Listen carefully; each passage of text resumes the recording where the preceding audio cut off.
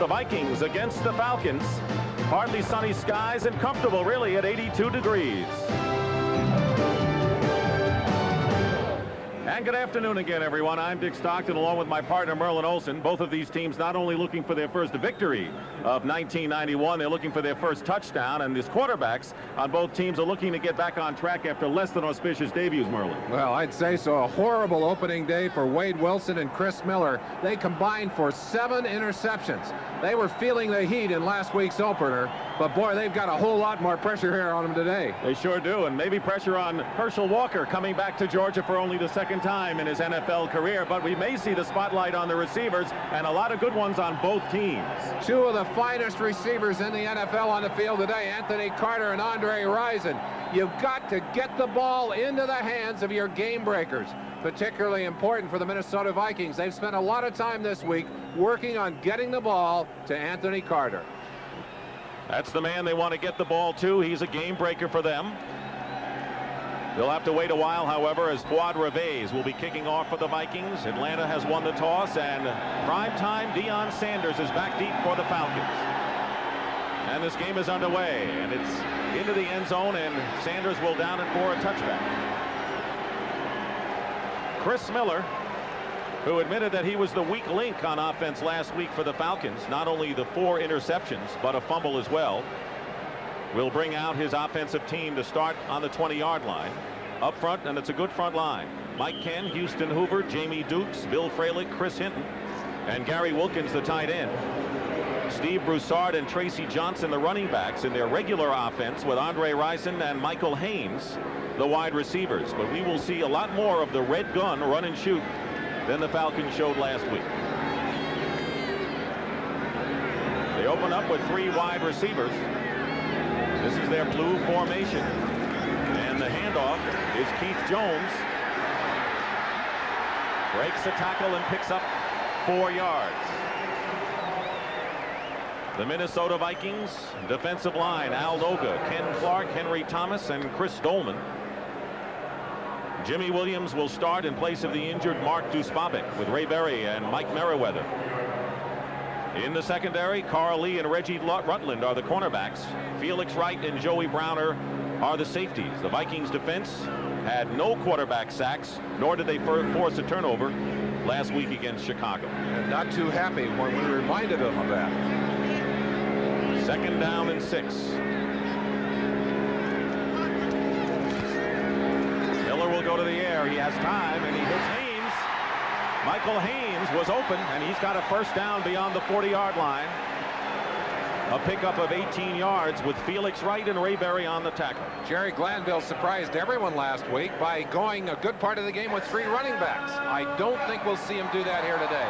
We're going to see a lot of the red gun. We're going to see the wide receivers trying to stretch this Minnesota defense, and I think that's a better game plan than they had last week.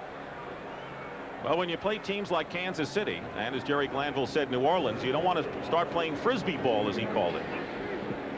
Well, you don't want to ignore your best assets, and in this case, that's the wide receivers. Mike Pritchard, good-looking rookie receiver in the game, 1st and 10 on the 42. Miller's toss is to Haynes, penalty marker down at the line of scrimmage. The pass is complete. Reggie Rutland makes the tackle, and a gain of 7, but that'll be nullified.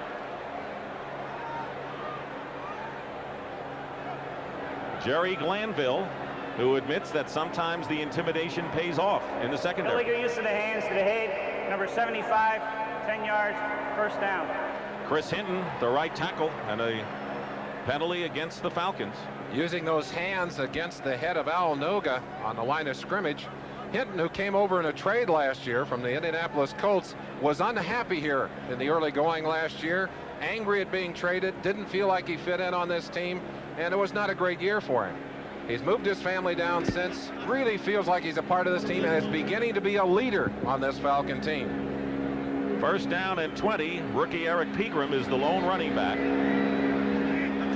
Ball's at the 32-yard line, and the handoff is to Pegram. Whoa. He is hit hard and slammed down to the turf after a pickup of about 1.5 yards. Joey Browner, one of the hardest hitting safeties, in on the play there.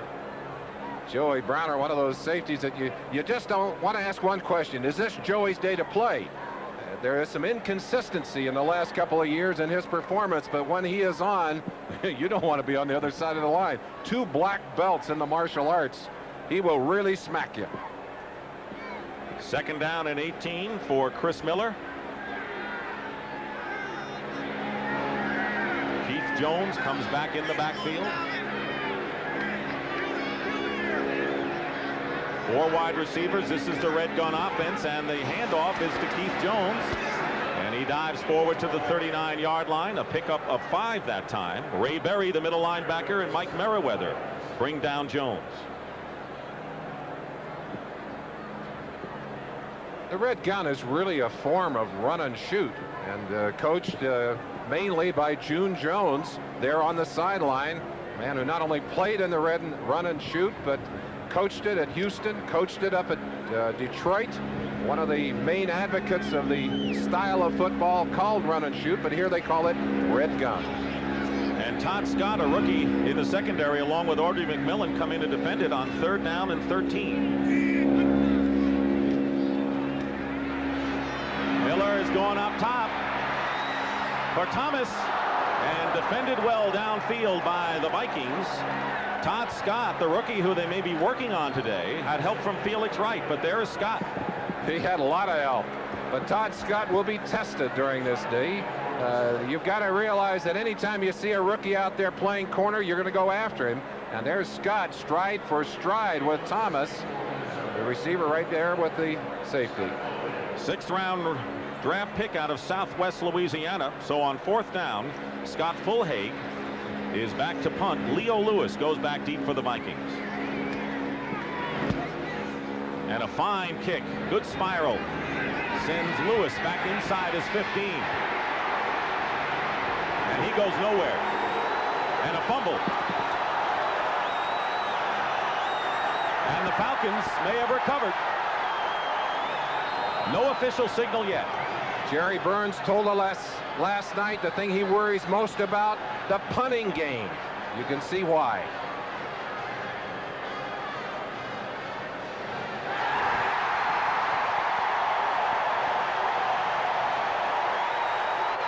He's got a chance to worry early here. He surely does. Lewis makes a choice here, tries to dip outside, almost gets his head torn off, although there was not a face mask involved, and a swarm of black-shirted tacklers take him down and strip the ball. And it was Joe Fishback who was put on the squad specifically because of his special teams talents, demonstrating them there very quickly. Elbert Shelley, the special teams captain, injured and on IR. So Fishback already has paid dividends for the Falcons, who now have a 1st down on the 15-yard line.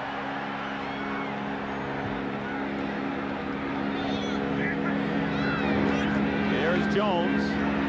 Gets maybe a yard. Chris Dolman was the first to meet him. One of the big reasons that these two teams lost their opening game was their inability to capitalize on scoring opportunities. When your opponent gives you the ball on the 15-yard line, you've got to punch it in and put the points on the board. Last week, the Falcons had 1 possession inside the 20, and they got 3. But look at the Vikings. They really struggled when they got inside the 20 against the Bears. Sometimes they were down to the 2-yard line and still couldn't get it in. 2nd down and 7. The ball is at the Viking 12. Miller's pass. Is ruled out of the end zone. Michael Haynes, the intended receiver. You saw the official looking for help. He was right on top of the play, but he couldn't tell if the receiver was bumped out. If his feet would come down in a normal fall, he had possession of the ball. But he ended up outside of the end zone. Watch him here. He stretches to the outside. Haynes comes down clearly beyond the end line. But was he driven out by the defensive man? Ruled incomplete. Reggie Rutland making a fine play on Haynes, and it will be 3rd down and 7.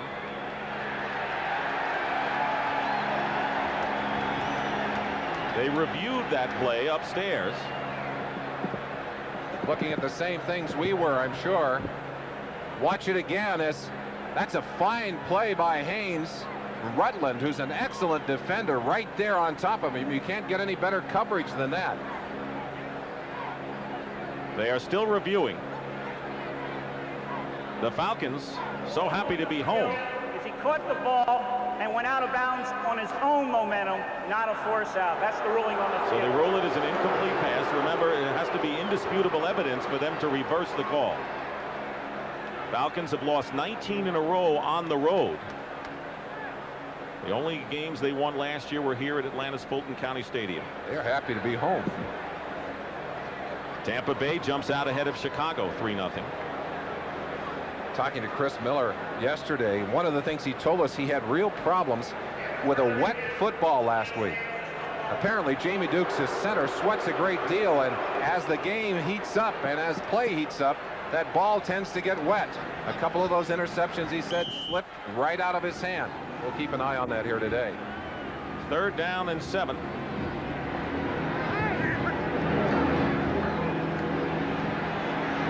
Miller's pass is complete to Pritchard, and the rookie is tackled immediately at the 9-yard line by Carl Lee. Mike Pritchard, one of the #1 picks, and Lee, alert on the play, will bring up 4th down, and the Falcons will try to get on the board by virtue of a field goal.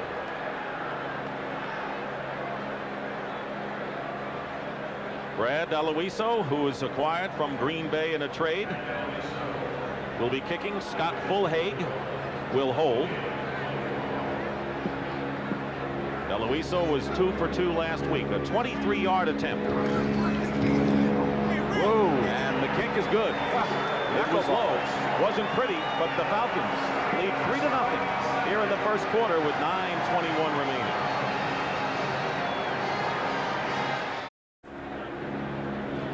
Brad Aloiso accounted for all the points in the 14-3 loss to Kansas City last week, puts the Falcons in front.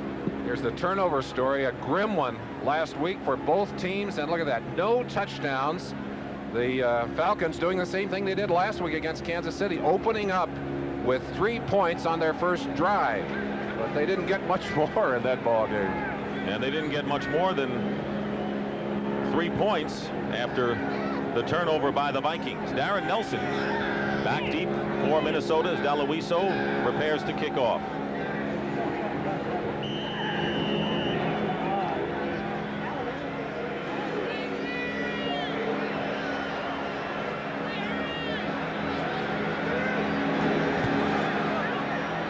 A low line drive kick picked up by Pat Eilers, and Eilers is hit hard. Like his Houston Oilers clubs before, the Falcons a hot, hard-hitting club in their own right. So Wade Wilson, who threw 3 interceptions last week, will bring out the Vikings for their first offensive foray. Gary Zimmerman, Randall McDaniel, Kirk Loudermilk, Todd Kalis, Tim Irwin of the offensive line. Steve Jordan, one of the best tight ends. Herschel Walker in the 1 back with Anthony Carter, Chris Carter, and Hassan Jones, the 3 wide receivers. 1st and 10 for the Vikings on their 30-yard line.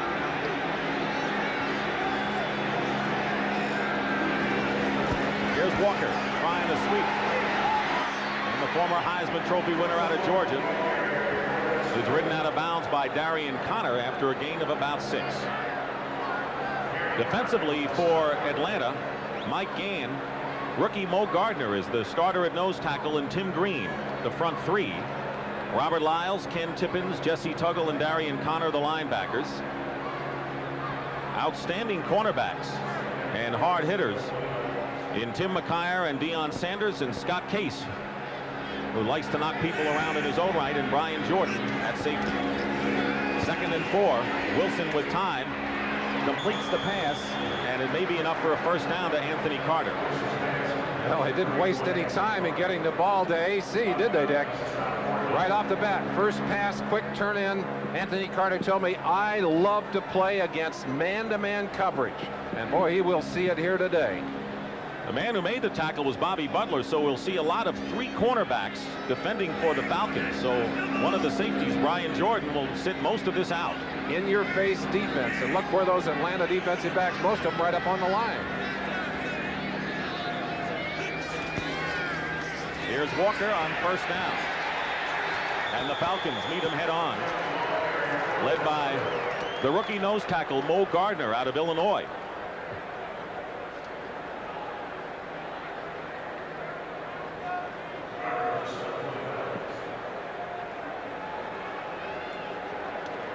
There's Mo Gardner. Handsome young man. Said he played two-gap and read defenses in college, but he loves the attack style of this Atlanta defense.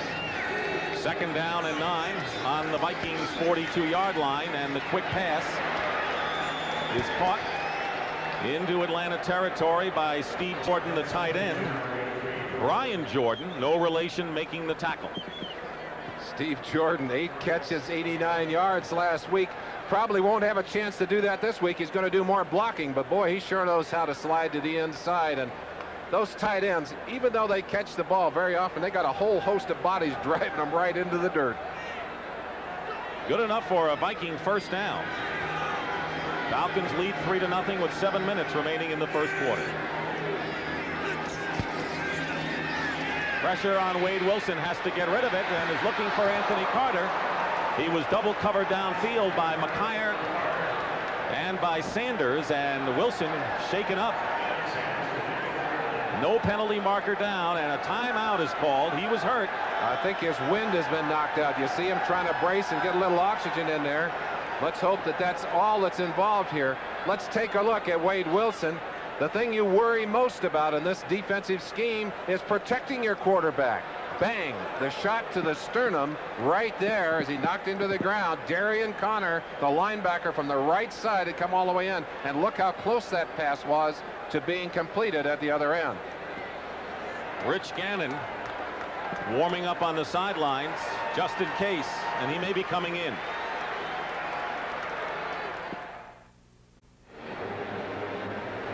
That's Wade Wilson on an injury timeout. You have to come out of the game for a play. He appears to be all right, and Rich Gannon has replaced him.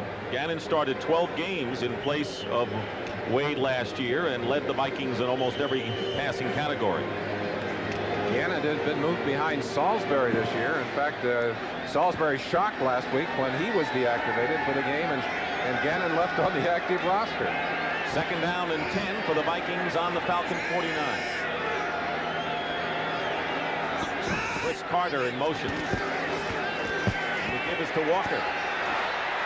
And it's Herschel Walker breaking a couple of tackles and getting close to a Viking first down. Finally, Tim Green brings down Walker.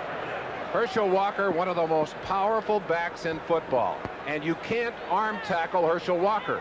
He's a straight ahead power runner with great speed. And look, 1, 2, he pulled out of 2 arm tackles there. And that's the danger you have when you have so many people coming in this black wave defense, hitting every gap. If you don't tackle with shoulders and extra bodies on Herschel Walker, he'll break it out of there, and he has the speed to go all the way. Walker was the only ball carrier used by the Vikings last week. He carried 20 times for 86 yards. They said they were going to the one-back offense. They meant it, didn't they? I talked to him before the game. He loves the opportunity that he's getting in this one-back offense. He's gained 17 yards and 3 carries, and as you saw, the Vikings have enough for the first down. This defense of Atlanta's will catch Herschel a number of times today in the backfield before he gets started. You can look for that. They're going to make their share of the plays, but Herschel will break some big ones. Wade Wilson is back in quarterback, and you notice the 3 receivers to the right. That is the Brown formation. Something new. They want a free 81 Anthony Carter. And the pass is to Carter. He's open, but a fine tackle by Tim McKyer at the 31-yard line and a gain of 8 yards. That's a basketball pick, and that's all it is. The 2 receivers shooting out in front of Carter. He slides right across their heels. Watch it coming in from the left-hand side. You'll see him right here as he breaks free, and McKyer simply could not fight through those 2 bodies to get close enough to get him earlier. Second down and 2 for the Vikings on Atlanta's 31-yard line. Torrey Epps and Rick Bryan are both on the defensive line now for Atlanta, and the give is to Walker. Case brings him down at the 25-yard line. It'll be another Minnesota first down. Jesse Tuggle was the first to reach Herschel. Has to be emotional for Herschel coming home to a place where he played so well for the Georgia Bulldogs. Them dogs. And also played his high school football here. A bunch of his brothers and sisters and friends and relatives in the stands today. Said his mom couldn't come down. She's not feeling well, but his family well represented in the stands here today. 1st and 10 for the Vikings on the 25. Play fake. Wade Wilson wide open is Chris Carter, and it's a touchdown and drop. Touchdown. Great play by Chris Carter, and what a super fake to set it all up. Carter all alone as he drifted into the end zone, but it was the play action fake that set it all.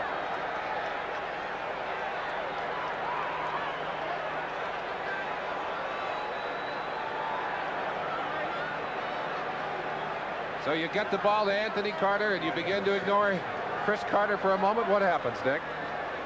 Well, the acquisition from Philadelphia, and a good one, gives the Vikings the lead. Fuad Reves. Penalty marker down. The kick is good. Bobby Butler offside on the left side of the line for Atlanta. They'll just wave that off and enforce it on the kickoff. So Chris Carter, the kick is good. 23. Defense offsides. The 5-yard Bobby penalty Butler was offside, and they'll mark it off on the kickoff. There's the great fake, freezing that defensive rush and giving Wilson time to find the wide open Chris Carter in the end zone.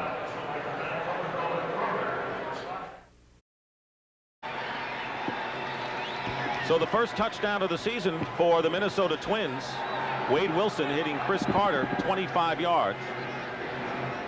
Or the Minnesota Vikings, I should say. Minnesota Twins are in first, and the Atlanta Braves trying to get there. And Deion Sanders is back, and Fuad Reves will kick off for the Vikings.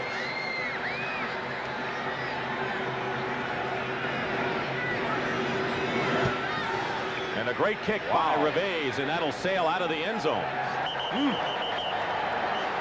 Now you see why he won that job from Igwebuike. Well, he originally laid out a full year after injuring a muscle in his hip. He said he is healthy, thank God now, and boy, did he demonstrate it there. I want to remind you, coming up next on CBS Sports, the U.S. Open Men's Final. Stefan Edberg looking for his first U.S. Open Championship, battles Jim Courier live from the National Tennis Center in Flushing Meadow, New York. Courier has not lost a set in this year's U.S. Open, and that includes a victory over the ageless Jimmy Connors yesterday. Were you sorry to see Connors go? I was. Yeah, but he gave a great show, and I tell you, Edberg quietly has been impressive in his own right. First down and 10 on the 20 for the Falcons. Play action. And the pass is nearly intercepted by Jimmy Williams. No Atlanta receiver in the vicinity of the veteran linebacker. Another horrible pass by Chris Miller. Right-hand side of your screen. Watch number 58 get a good late reaction. He was beaten momentarily on this play, but that pass simply underthrown as Miller trying to go to his tight end. Jimmy Williams almost making the interception. When Marcus Bobick went down with the injury, great concern. But the concern not so much about Jimmy Williams. They knew he could do the job, but what happens if they get another injury? This Viking linebacking core extremely thin right now.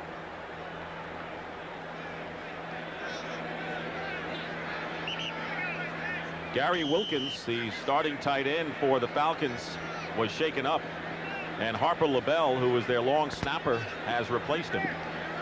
It'll be second down and 10 on the 20-yard line. 4:36 remaining in the first quarter.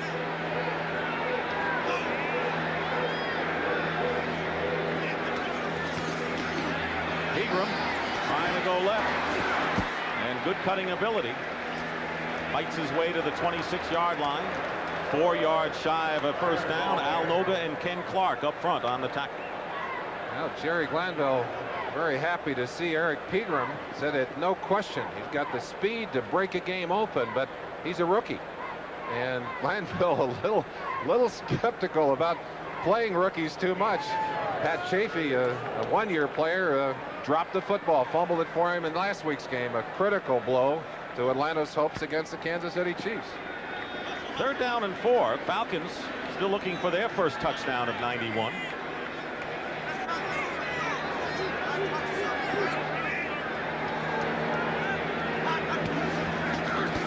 On the draw play, Pegram, they have some room.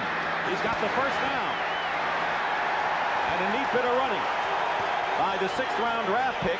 He played at New Mexico State. He has a 10-yard pickup before Felix Wright makes the tackle. That was showing some pretty good power as he ran right out of an apparent tackle by Mike Merriweather. Look inside at the left tackle position. Pegram is going to run in. Watch the center, too, Jamie Dukes. It's a late play, a little draw play. Dukes getting a good block there. There's Merriweather. He just pushes him right to the ground, spins out, gets another 6 yards on his own. You can see why Glanville likes the rookie. 18 yards so far on 3 carries.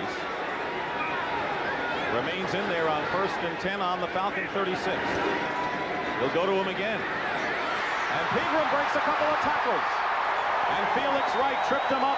Otherwise, he would have been gone. A gain of 17 yards. The Atlanta Falcons, a very difficult team to get ready for. They can throw so much offense and so much defense at you. They can put the 4 wides on the field. June Jones, a red gun. They can come right back and put the old power T on the field with 3 running backs. They can drive you nuts out there. And a lot of times the players on the Falcons don't even know which way they're going to go until game time. Well, I'm not so sure even June Jones knows. I think Jerry Glanville, sometimes he doesn't know either. He just goes by the seat of his pants. 1st and 10 for the Falcons on the Vikings 48.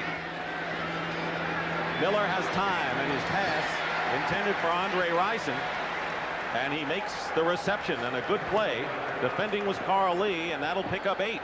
Talked about getting the ball to your game-breaking receivers. We've seen it to Anthony Carter, and now the Falcons come back to their man, Rison nursing a sore shoulder. Talked to him just before the game. He said, "Hey, too early in the season to be hurt. I'm going to play."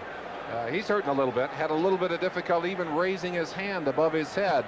But this is a spectacular receiver. 2nd down and 2 on the Minnesota 40. The pitch goes to Pegram. He gives ground and will lose, and a penalty marker is down. Flag on the play. Good pursuit by Jimmy Williams. Normally in a crowd like that, you're going to get a holding call. Yeah, that's what it is. Good job by the Vikings defense stretching that play out. Nowhere for Pegram to run. He was finally just nailed for a loss.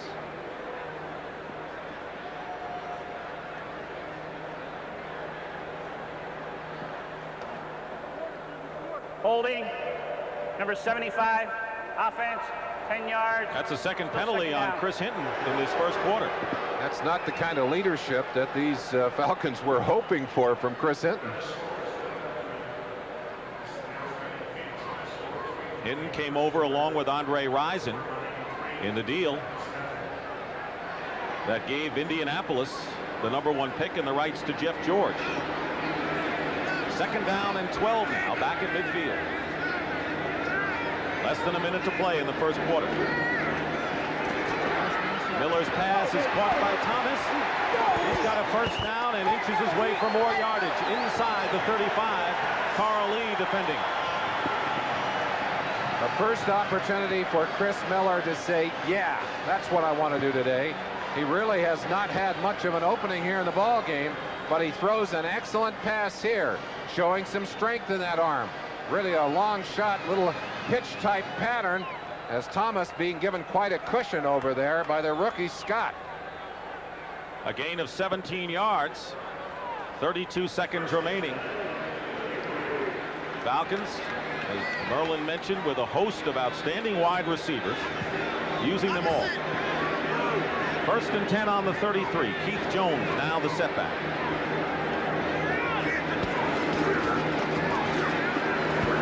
Jones for a couple.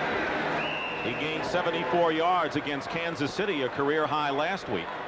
Henry Thomas making the tackle as the clock winds down to the end of this first quarter. Very fast first quarter for us. Lots of running, few penalties. And that is the end of the first quarter here at Atlanta's Fulton County Stadium with the score. The Minnesota Vikings 7, the Atlanta Falcons 3.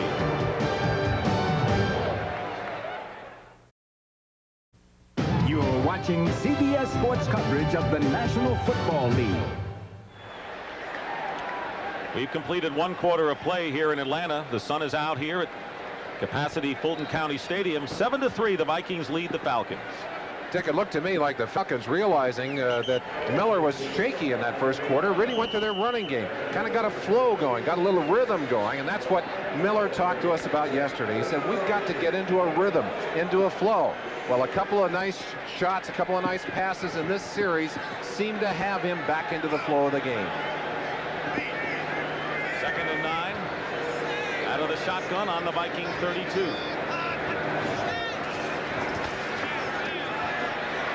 Miller drills it, and the pass is caught by Pritchard. Mike Pritchard, and a gain of 15 yards and a first down inside the 20-yard line. Audrey McMillan, one of the nickelbacks, on the stop. Chris Dolman very, very frustrated with his performance last week against a young rookie working on a man who is not a rookie. A 14-year veteran, one of the classics, one of the great tackles in the NFL, Mike Ken, and he stuck it to Dolman on that play. Last week the rookie was Stan Thomas, but he had some help for the Bears. Oh, he had help all day long. First down on the 17.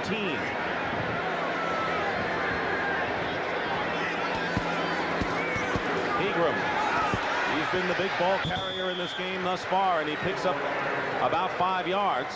The nose tackle, Ken Clark, makes the tackle. The thing that makes Pegram dangerous is his elusiveness. He's very, very speedy. He lacks experience, but he has all of the tools without question. They call him the Doctor. He was a high school star in Dallas, Texas, a city that has produced a lot of outstanding football players and running backs. 2nd down and 5. Ball is at the Viking 12.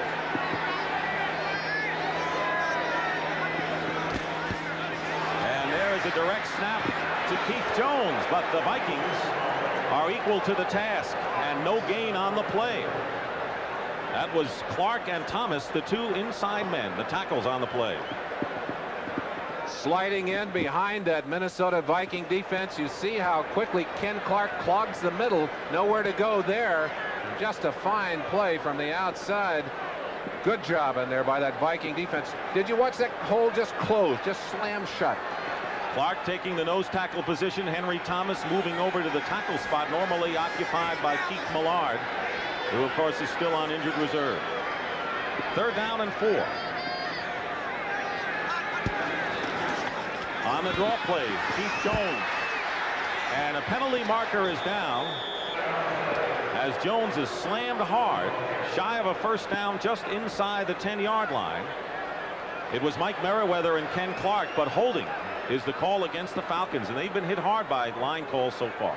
Well, this is a team that suffers from its penalties, and a team that really in fact says, hey, we'll take our penalties. We're going to play the rough style of football, but this is not too bright if it's going to cost them an opportunity to score. Question is, do you turn it into a 4th down and force the Falcons into trying the field goal now, or giving them an extra play? Well, I think they're going to wave it off here. Holding, 79, offense, penalty is declined, 4th down. Bill Fralick. So the right side of the line has had its problems thus far, penalty-wise, for Atlanta. Usually in those critical situations, Glanville going to the run rather than the pass, again keeping the pressure off Chris Miller. They had a nice run there, but the penalty and the stop going to stop and give him a chance here at the field goal. A 26-yard attempt by Daloiso, who connected earlier. And the kick is no good. Off to the right. So the Falcons not only did not get their first touchdown of the year, they didn't get anything on that drive.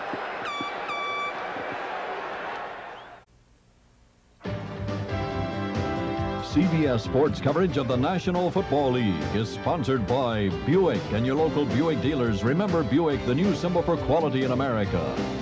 Fram oil filters. Fram, you can pay a little now or a lot later. And by Old Milwaukee and Old Milwaukee Light. It doesn't get any better than this.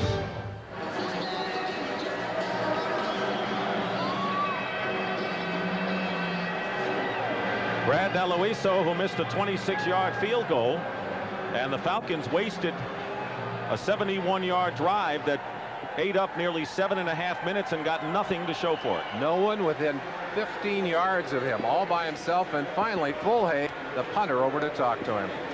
Now the Vikings just huddled on the sidelines. This is their version of the bunch huddle coming up. They have a first down on the 20-yard line, a new wrinkle in their offense this season.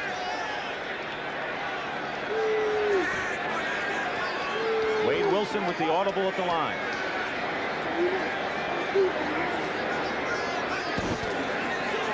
Herschel Walker on the sweep and cut down for no gain. It was Jesse Tuggle. Walker not nearly as effective going wide as he is straight ahead. A little bit difficult for him here. That was misdirection. This new offensive formation, if you will, or huddle formation, very close to the line.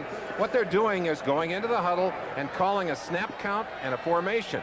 When they come back to the line, the quarterback now will call the defense and call the play. Borrowed a lot of this from Cincinnati, from the Bengals, Sam White. Second down and 9. Designed rollout, and the pass is dropped by Anthony Carter. He was there. You can't throw it any better than Wade Wilson threw that one. You could call them all that good. You call them all at the line, and that's what they're doing. Watch the jam, the man-to-man, and Dion faked off the line, and that, Anthony said, the most critical part of playing man-on-man is breaking clean off the ball, getting that release off the ball. Deion Sanders, playing with a jammed thumb, suffered in practice. He wrapped it up his right hand. That's going to hurt his jam today, the way he can bump him at the line. Third down and 9 for the Vikings on their 21. Wilson pumps, and the pass is knocked down, and a fine play by Tim McKyer on the pass that was intended for Hassan Jones. That'll bring up fourth down. You play right into the hand of the defense when you hang the pass up like that. He wanted to throw it, couldn't throw it because of one of the defensive men coming. That gave the defender plenty of time to recover on the play, and McKyer right there to knock the ball away. They're lucky that one wasn't intercepted. Deion Sanders goes back. He and McKyer have added a lot of excitement to football here, NFL-wise. Harry Newsome punting for the first time, and they charge in on him. He gets off a beauty. Sanders goes back to his 26. And there's nothing there as the Vikings cover well. Sanders is down at the 34. That was a 60-yard kick by Newsome, with Greg Minuski making the tackle.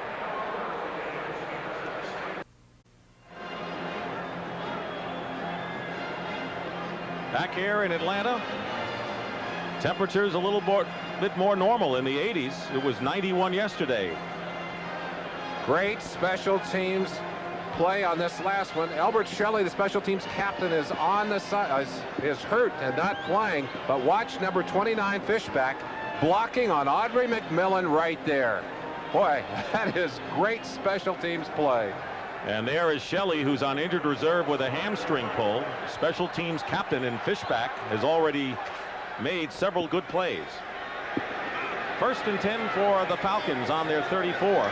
7-3 the Vikings lead.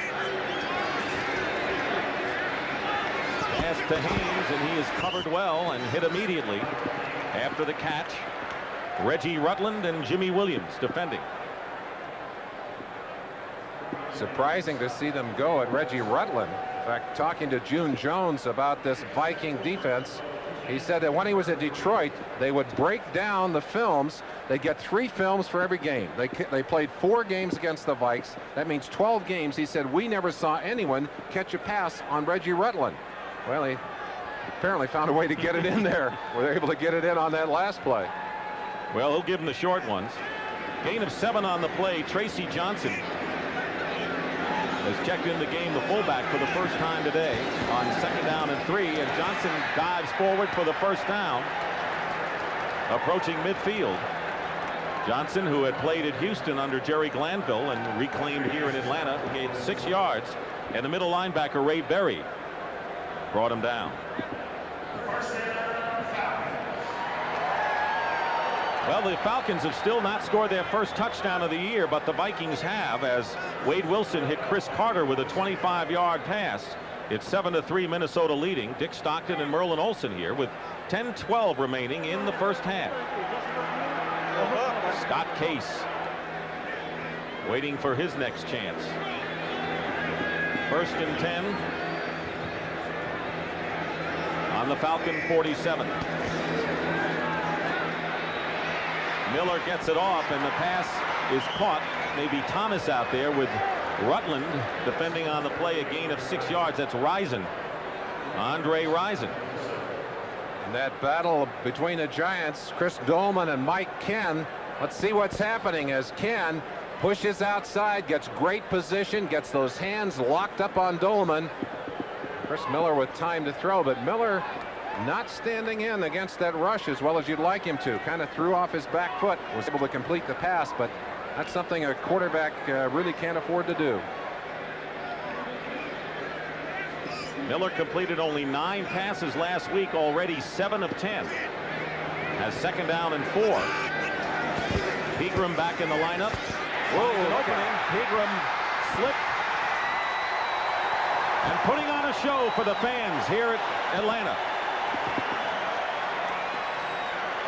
17 yards on that scamper, so he's picked up 57 yards already, and Mike Merriweather prevented more damage. Cutbacks really hurt this Minnesota defense. Watch the play begin going to your right and then cut back against the grain. Ken Clark, the nose tackle, gets over beyond the play. They've cut off the backside pursuit, and Pegram able to drive it back underneath and get away, and gets away from a second tackle there by Felix Wright.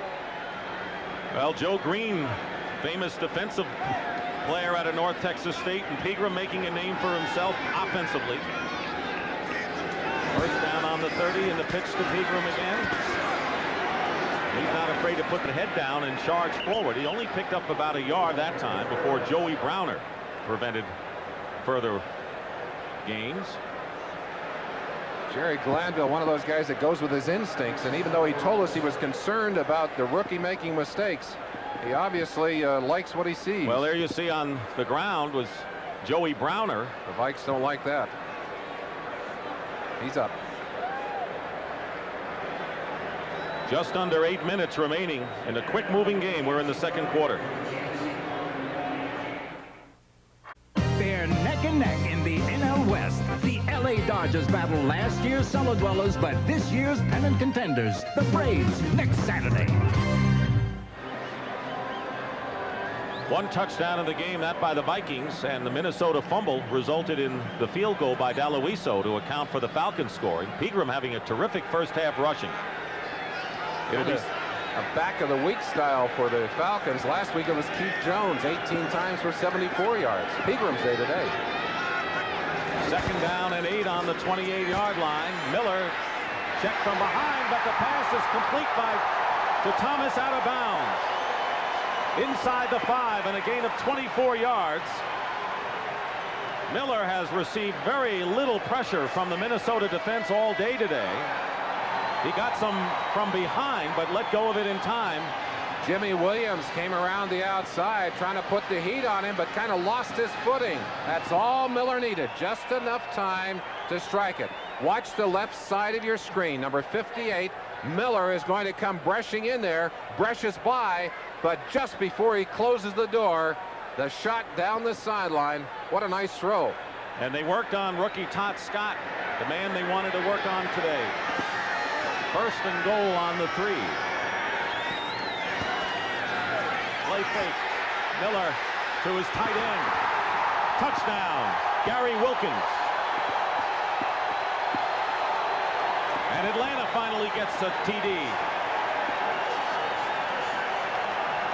Both touchdowns today off great play action faking.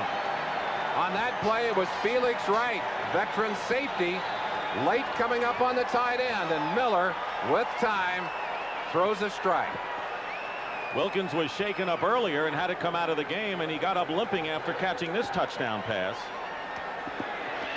Brad DeLuiso for the extra point. And Atlanta has regained the lead 10-7, and that's their first TD of the season. Touchdown. Watch the great play action fake here as he slides that into the stomach of Keith Jones right here. Good ball fake as he lays it in, and then Jimmy Williams completely fooled inside, and right there. Boy, that is, we're seeing more and more good ball handlers, quarterback. DeLuiso's kick sails out of the end zone for a touchback. Miller, by the way, was 4 for 4 on that 66-yard drive. Well, next Saturday, CBS Sports coverage of Major League Baseball continues. Most of you will see the Los Angeles Dodgers taking on the Atlanta Braves. They're crazy about the Braves here in Atlanta. Others will see Oakland battle Toronto. It all starts with Baseball 91, live at 2:30 Eastern next Saturday on CBS Sports. The Dodgers lead the Braves by a half a game. There you see the play selection so far. Atlanta has a lot more plays. That we could tell by that. Yeah, we know that. 1st and 10 on the 20 for the Vikings. Wade Wilson's pass is caught by Carter, but hitting him immediately was Scott Case.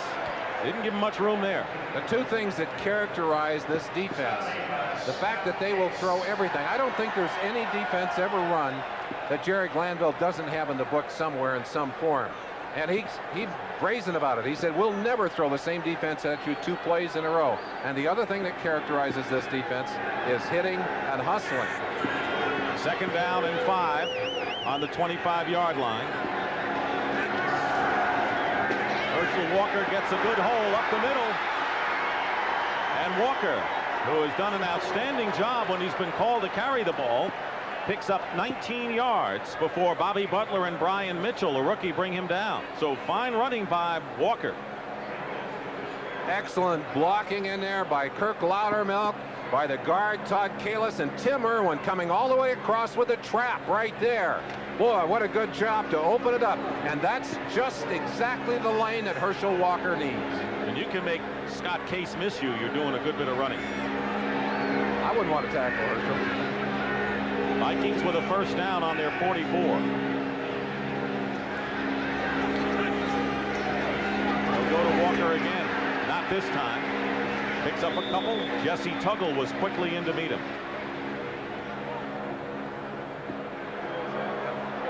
June Jones running over a few notes with Chris Miller on the sideline. You see him glancing down, looking and getting a read off the defenses that are being played by the Vikings. Those are still shots taken off of the TV monitor. What they're doing is saying, all right, here's the situation. This formation, they're playing this defense, going right through the list. You'll see it better if they come up here. Not allowed to have it on the sideline. 2nd down and 8. Looking to free Carter, and the pass is caught by Chris Carter. Once again, the Vikings put 3 wide receivers flooded to the right, but a gain of 10 yards, and that'll move the sticks. Another Minnesota 1st down, and they're in Atlanta territory with just under 5 minutes remaining in the 1st half. This has really been a matchup kind of game. Both teams with more good wide receivers than the other team has good defensive backs, and looking to take advantage of that. 1st down. Vikings on the Atlanta 45. Walker gets outside effectively, drives forward, and may have another Minnesota 1st down. His return for only the 2nd time in his pro career to Georgia has been a fruitful one so far, and it is a 1st down for Herschel Walker. Tuggle making the stop. 55 yards gained thus far.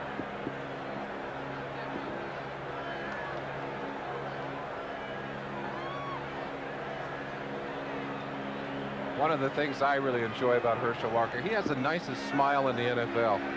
and one of the nicest young men you've ever met. You'd think with all of that power and all of that great play, it'd go to his head.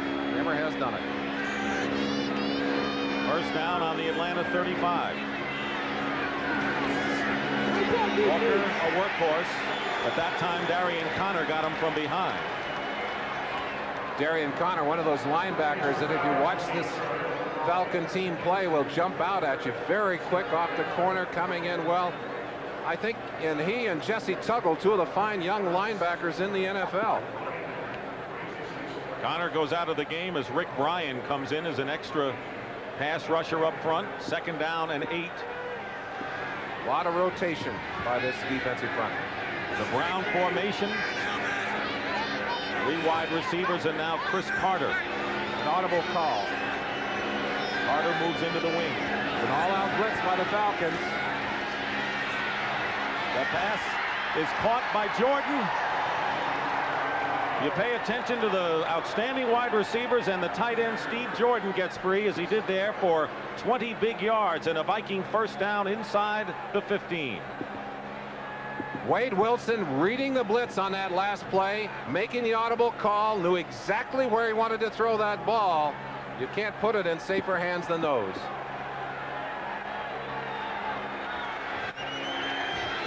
Ten to 7, the Falcons lead, but the Vikings storming back. They have a first down on the Falcon 12. Quick hitter off to Walker, but he gets nothing. And once again, the linebackers, Tuggle and Darian Connor, are there to hit him hard early. And that's the play we told you to look for. When they do get to Walker, before he can get started, he has trouble. He needs that lane, needs a little room to get underway. Then he gives the defense trouble. Dick, one of the things that has really helped Minnesota so far in this season, they had that whole offensive line in all during training camp. First time in years and years that that's happened. They are really adjusting well to this difficult defense here today. And our 2-minute warning here at Atlanta's Fulton County Stadium.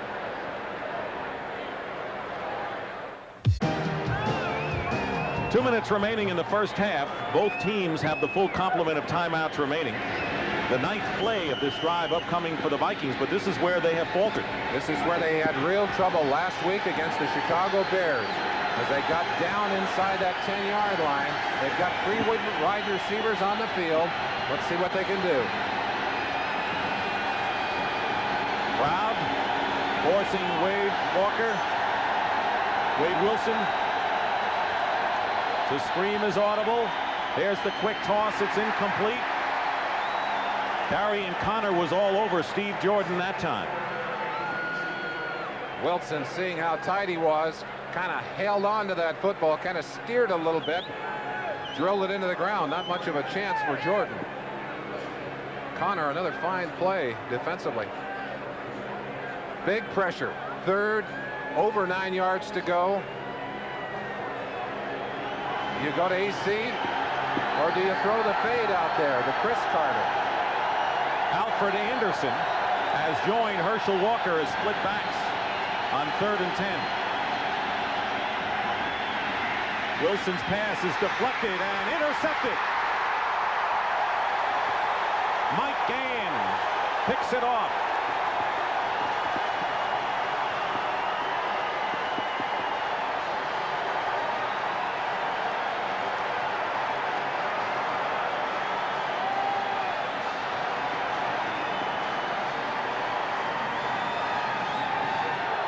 Once again, the Minnesota Vikings struggle in the red zone, and the Atlanta Falcons remain in front 10 to 7 and take over with 1:49 remaining on their 5-yard line. Watch the throw inside by Wade Wilson as he tries to throw to the back and cutting across, and he's got to feel, hey, shades of last week's Chicago Bear game. Ball bounced in the air again down inside red territory and intercepted. First down.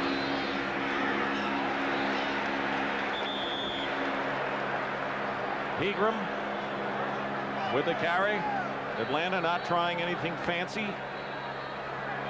With their backs to their goal line, Thomas and Jimmy Williams make the tackle. No question, Dick, that this Minnesota defense misses terribly. They're outstanding tackle, Keith Millard, Defensive Player of the Year in '89, hurt in the 4th game last year, injured a knee that may not heal. He's having trouble getting back. For Gann, that was his first career interception and a timeout called by the Vikings.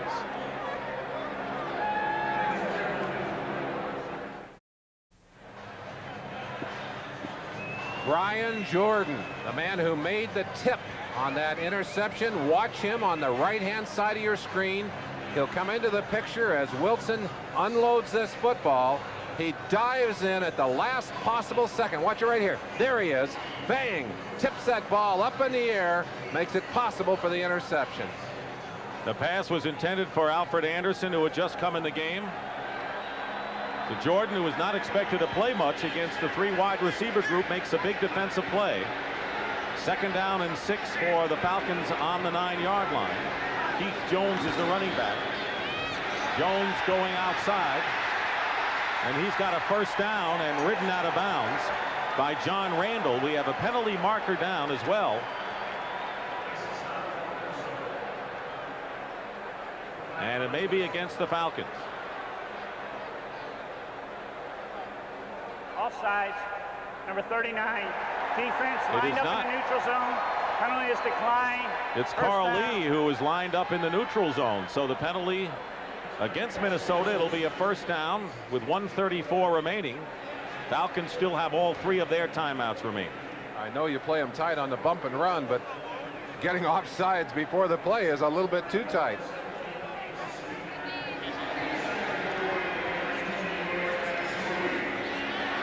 First and 10 on the 23. The Falcons in their red gun.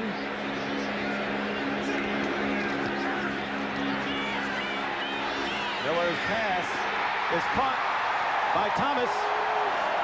George Thomas with a big game beat Joey Browner downfield. 32 yards, and the clock stops with 1:27 to go. Atlanta looking to add to their lead. And Chris Smith again looking for the rookie Todd Scott.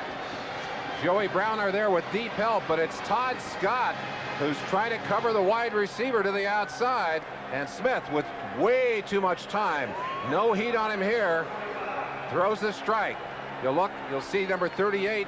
Browner is over to help, but it was the rookie again, and it looks to me like Chris Miller is saying, where's that rookie? I'm going to go looking for him. 8 consecutive completion for Chris Miller and a 1st down on the Viking 45. Miller in trouble and back at a loss on the play of 11 yards. Henry Thomas, the underrated one up front for the Vikings, with Thomas Struthers coming off the bench to put on good pressure as well. Well, let's give that one to the secondary. That's a coverage sack. That's a baggie. Miller with nowhere to go had to pull it down, wait, and try and roll out of there, but they were there to make the trap when they had to. The Falcons have used up a timeout, so each team has 2 remaining. Dick, while we have a timeout, let me go back to something I talked about earlier, the absence of Keith Millard. Millard has come back off the knee surgery. They let him play a little bit in training camp and in the early preseason, but he was so timid in his approach to the game that they had to put him on IR. And real concern among Viking fans, I'm sure, and among his teammates, if he's going to be able to return to the great form that he had. Such a dominant force. And of course, with Millard in there, Dolman and Thomas and Noga, all of those front 7 are much more effective. Right now they've had to take their nose tackle Henry Thomas and put him in Millard's face. That hurts Thomas. He's out of position, and it means they've got to put Ken Clark in there. A good player, but not Millard. 2nd down and 21. Falcons back in their own territory. The screen pass, Keith Jones, and it's ruled an incomplete pass. Official saying he never had control of the ball. I think they'll probably review that one upstairs, but that play designed, of course, to take the heat off the quarterback. He had a heck of a lot of heat here. 1:16 showing on the clock. Well, what do you do? If you're Jerry Glanville, Glanville loves to take risks. But he's got to look up at that scoreboard and say, maybe not right here. Let's see. Out of the shotgun. Ball is on the Falcon 44. Miller had completed 8 straight passes. Here is Pegram on the draw. Pegram gets close to midfield. The crowd wanted something more wide open. Making the tackle was Chris Dolman, but they stayed conservative. He didn't push a big stack of chips onto the table on that one, did he? And the Vikings have called a timeout. They still have 1 left, and it's 4th down coming up. I love that belt buckle. You got a belt buckle that size, you almost got to wear suspenders. Keep your pants up. He had a long practice this week, 3 hours and 20 minutes, which people say was a record for Jerry Glanville. That was Thursday's practice session, so he may kid around a lot, and he may be personable, but I think on the practice field he may be something else. Well, he's feeling the heat a little bit too. Certainly made promises to his team. He said, I'm going to return pride to this Falcon team, and I think he really has done that pretty well. But the other thing he said, I'm going to return the pride to the franchise, and in order to do that, he's got to win football games. They lost the opener. I think he's feeling the heat a little bit this week and feels they need this one terribly. Scott Fulhaig will kick. Leo Lewis back deep for the Vikings. Gets off a good kick. And it'll go into the end zone. Clock shows 56 seconds remaining. Minnesota has 1 timeout remaining. And the Vikings will bring it out to the 20-yard line. Next Sunday on CBS, you'll see these games. San Francisco 49ers play these Vikings in the Metrodome in Minnesota. Atlanta plays at San Diego. 4 o'clock Eastern time, and it all begins with the NFL today at 12:30 Eastern time. The last word before kickoff.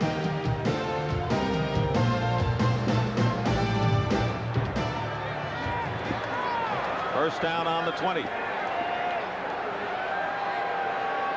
Wilson goes to Walker out of the backfield, and Herschel picks up 5 yards. Herschel came up limping just a little bit on that play, but quickly back. And again, this is the hurry up mode. Second down and 5. Walker again on the sling pass. Deion Sanders wrestles Walker out of bounds, avoids that last hit that would have been a penalty as the two jaw at each other. Herschel not one to do a lot of jawing, but Neon Deion, one of those Jekyll and Hyde. I think I'm saying Jekyll and Hyde. Look like they're hooked together in there.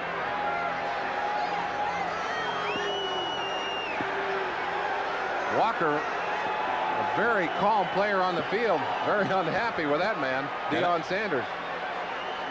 And Sanders is really a quiet guy until he gets on the field. Then it's showtime for him. Let's see what happens at the end of the play. I think Walker was mad because he thought there was a face mask involved there. And Sanders banging him well after the play. 3rd down and 8, and Walker doesn't get enough. Tim Green in on the tackle. That will bring up 4th down. So the Falcons will get their hands on the ball. They still have 1 timeout left. They've used 1 here. And the clock will stop on the change of possession. So Chris Miller will have some more work before this half is up. Every time you send your punting team on the field against these Falcons, you got to be careful. Glanville with a reputation as a special teams coach, and Jerry Burns, again, from our conversation yesterday, I asked him about nervousness. He said the most nervous time on the field for me is punting, when we're punting the ball. Already they've had a punt return fumbled, and of course had one close to blocked earlier, and Glanville delights in those special teams plays. Deion Sanders is back. In the second attempt when he joined the Falcons, he returned one for a touchdown. Harry Newsome gets off a long, low kick. Sanders ran into his own man and is dropped on the baseball infield at the 32-yard line by John Randall. Deion has got to say, look, I gotta fight 11 on the other side. I don't need one of my guys to hit me. Watch Sanders' pure instinctive athletic ability here. A line drive kick, turns right around and goes airborne to get over it right there. Here's the shot that he takes from his own man. Bingo, right in the back. That's Fishback, special teamer elite, knocking down his own man.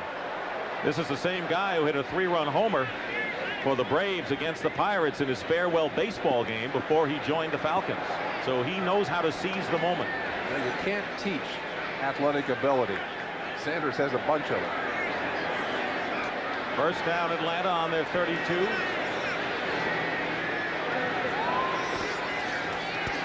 Out of the red gun, Chris Miller sees the receivers covered and runs out of bounds with 5 seconds left.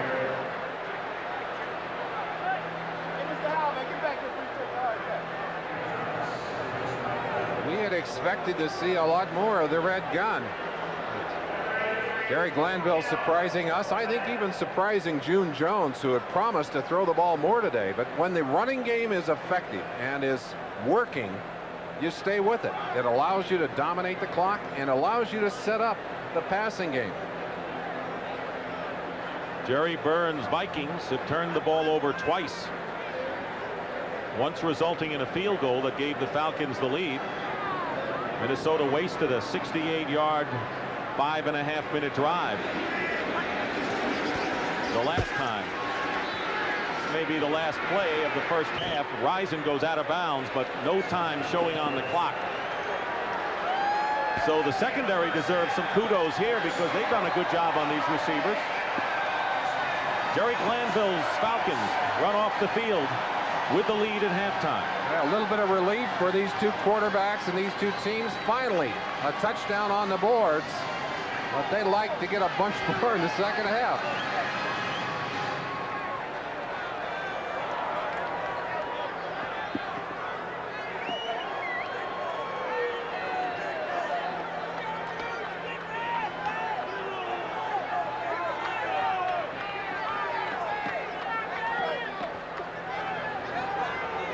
The Falcons leading the Minnesota Vikings at halftime 10-7. The Vikings have turned it over twice, once resulting in an Atlanta field goal and the other thwarting a pretty impressive offensive drive by the Minnesota Vikings. Dick Stockton along with Merlin Olsen here, and we go back to last week's opener against the Chicago Bears. You talk about one key play, and it was almost the same field position that Wade Wilson had the Vikings driving against the Chicago Bears. This was a game, of course, that they didn't get into the end zone for a touchdown. Wilson throwing to his right, Dick. Watch him here as he fires that ball inside, tipped by McMichael, sucked up by Marcus Paul, and exactly as you said, critical play again this week as he throws to his right. Watch the play. Almost looks like a rerun of what they did against Chicago. That ball bounces up from Brian Jordan's hand, sucked up with the interception, and boy, 2 weeks in a row, linemen have played big in the in Wade Wilson's negative dreams. And talking to Jerry Burns yesterday and talked about the headaches. You mentioned bad punts, which of course we saw in this game. But a turnover like that really adds more gray hairs. Well, he said that too. He said the turnover not only denies you an opportunity to score, but changes the emotion in the game. And I think there's a sense of that. What do you expect in the second half from Jerry Glanville now? His team has a 10-7 lead. We've seen both the red gun and we've seen the more conservative running attack. Well, he's already surprised us. We've seen more of the running in this first half than we expected. But the one thing he said yesterday, if we're leading at halftime, we'll come out and drive the ball right down their throat. We may see that 3 running back formation that they used last week against the Kansas City Chiefs. But the question, I think, Dick, is a 3-point lead enough for him to abandon their normal game plan? I would think not. I would think that he'd be more comfortable playing the Vikings. A 3-point lead, I think if you're the Saints, maybe you do it, or the 49ers. Talk about the running back so far. The veteran Herschel Walker, impressive so far with 59 yards, averaging nearly 5.5 yards per carry.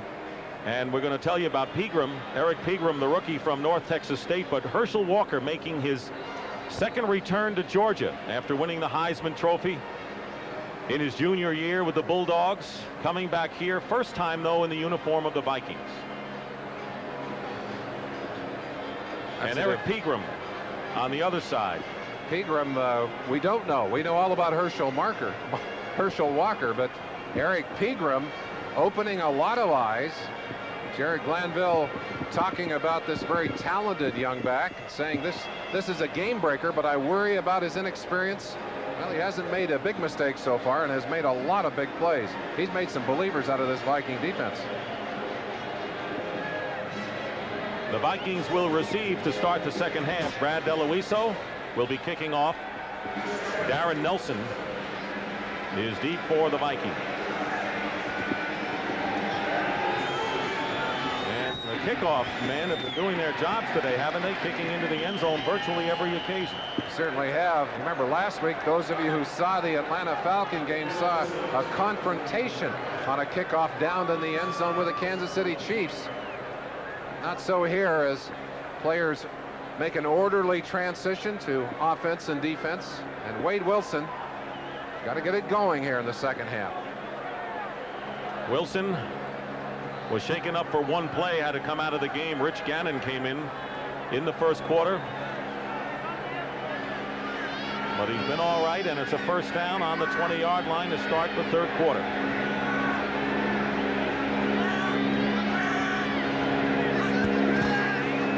Herschel Walker on first down. And the Falcons with Tim Green leading the way. One of the things that Herschel Walker does not do well is change direction. When he has to make a big swing to his right or to his left, he almost has to stop and chop his feet. There are runners who can do that in stride and who just seem to change direction effortlessly. Herschel Walker does not do that. He's most effective when he can get those shoulders square and attack the line of scrimmage. That last play, an indication of plays that he does not run very well.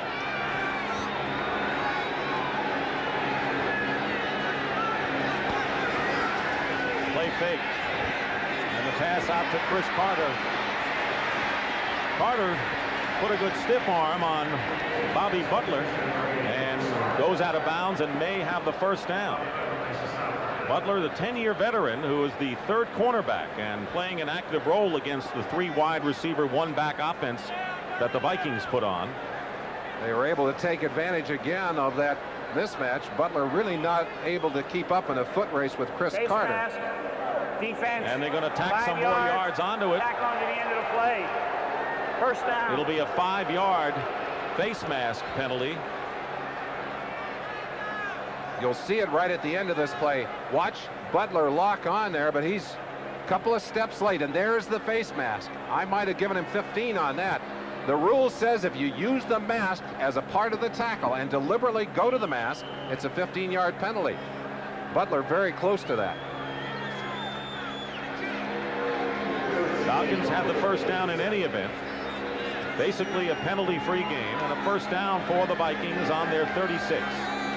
Falcons lead 10-7.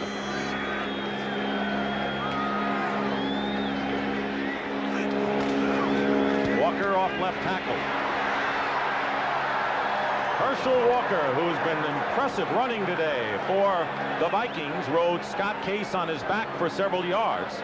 Picks up 16 in all before Darian Connor helps Case out with the stop.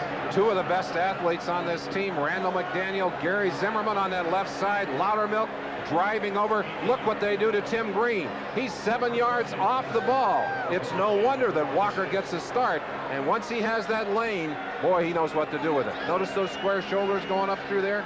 There's Zimmerman. Said last year he played with ski boots on his feet. Ankle problems. Taped them up so tight they felt like ski boots. First down to Walker up the middle. Shoot top tackle that time by Tim Green. One thing about the Falcons, they do not have a formidable defensive front three. Very undersized up front.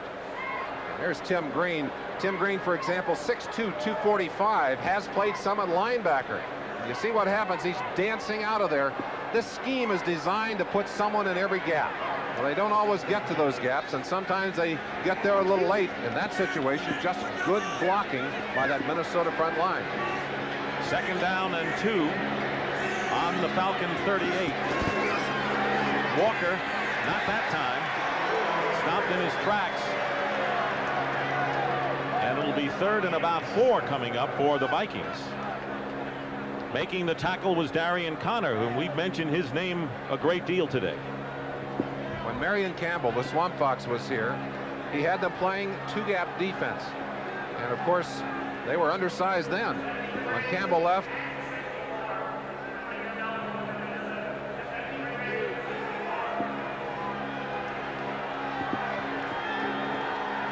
these Falcons now playing their gap and run and shoot and go on defense under Jerry Glanville. Fits them much better.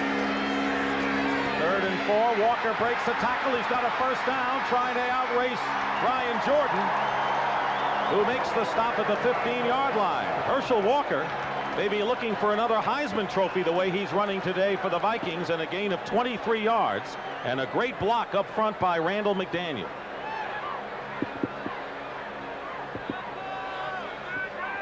When you can bring a man in motion across, get him going right here, watch him lean up in front of the play and get the shot right there on Donaldson. Donaldson, the man that was supposed to contain on that play, nowhere in sight. And it's the safety, Brian Jordan, who has to come over and make the play on Herschel Walker. 1st and 10 on the 15-yard line. Walker gets a couple of yards, and for Herschel Walker, his second return to Georgia marks only the second time since he's joined the Vikings that he's gone over the 100-yard mark. In his very first game, he gained 148 in a Viking uniform, and he has 110 yards so far today. Watching Herschel and his comfort in this offense, one has to wonder why the Vikings weren't able to make these adjustments at least last year, if not the year before. Why couldn't they have given him the kind of plays that he has been so effective with here today at an earlier date? 2nd down and 9. On the end around, Anthony Carter finds a hole. Carter edges in, and he's in for the touchdown. 14 yards, and what a time for a call like that. We open the day talking about the fact that the Vikings spent a lot of time during this week figuring out how to get the ball into the hands of a game breaker named Anthony Carter. Well, you've just seen one of the ways. Back and forth we go, a seesaw game, and Minnesota regains the lead now, 13-10. Fuad Reves is on to try the conversion. Harry Newsome holding. And the Vikings now lead it 14-10. One of the things Anthony Carter does best is run after he gets his hands on the football. He's a running back here, and a good one.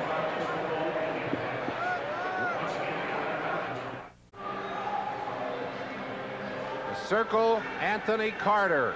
Wide receiver will come in motion, but watch the great block by Todd Kalis, the right guard, and another block by Zimmerman, the left tackle, as Carter will take this, break up inside of the block by Kalis, right there, a nice block, and then downfield, a push had drawn somebody way down into the end zone, but that's just pure athletic ability as Carter squeezes through and around and over the top. And you know what? He is the first player other than Herschel Walker to carry the ball for the Vikings this year. They've been all Herschel Walker, and then they go to Carter on an end around, and AC scores.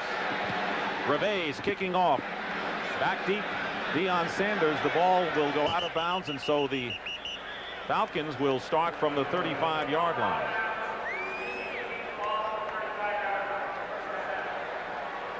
Not a bad rushing average for AC. He'll take it. So Herschel Walker goes over 100 for the first time since his debut in a Viking uniform, and Anthony Carter in his first touchdown rushing in his career as a Minnesota Viking. 1st and 10 on the 35 for the Falcons. Eric Pegram, who had a sizzling first half rushing, the lone setback. Chris Miller steps up, penalty marker down. Michael Haynes makes the catch. Gets sliced hard by Ray Berry, a gain of 21 yards, but that penalty will go against the Falcons. They were holding Henry Thomas, and it was very apparent Thomas congratulating the official for seeing it.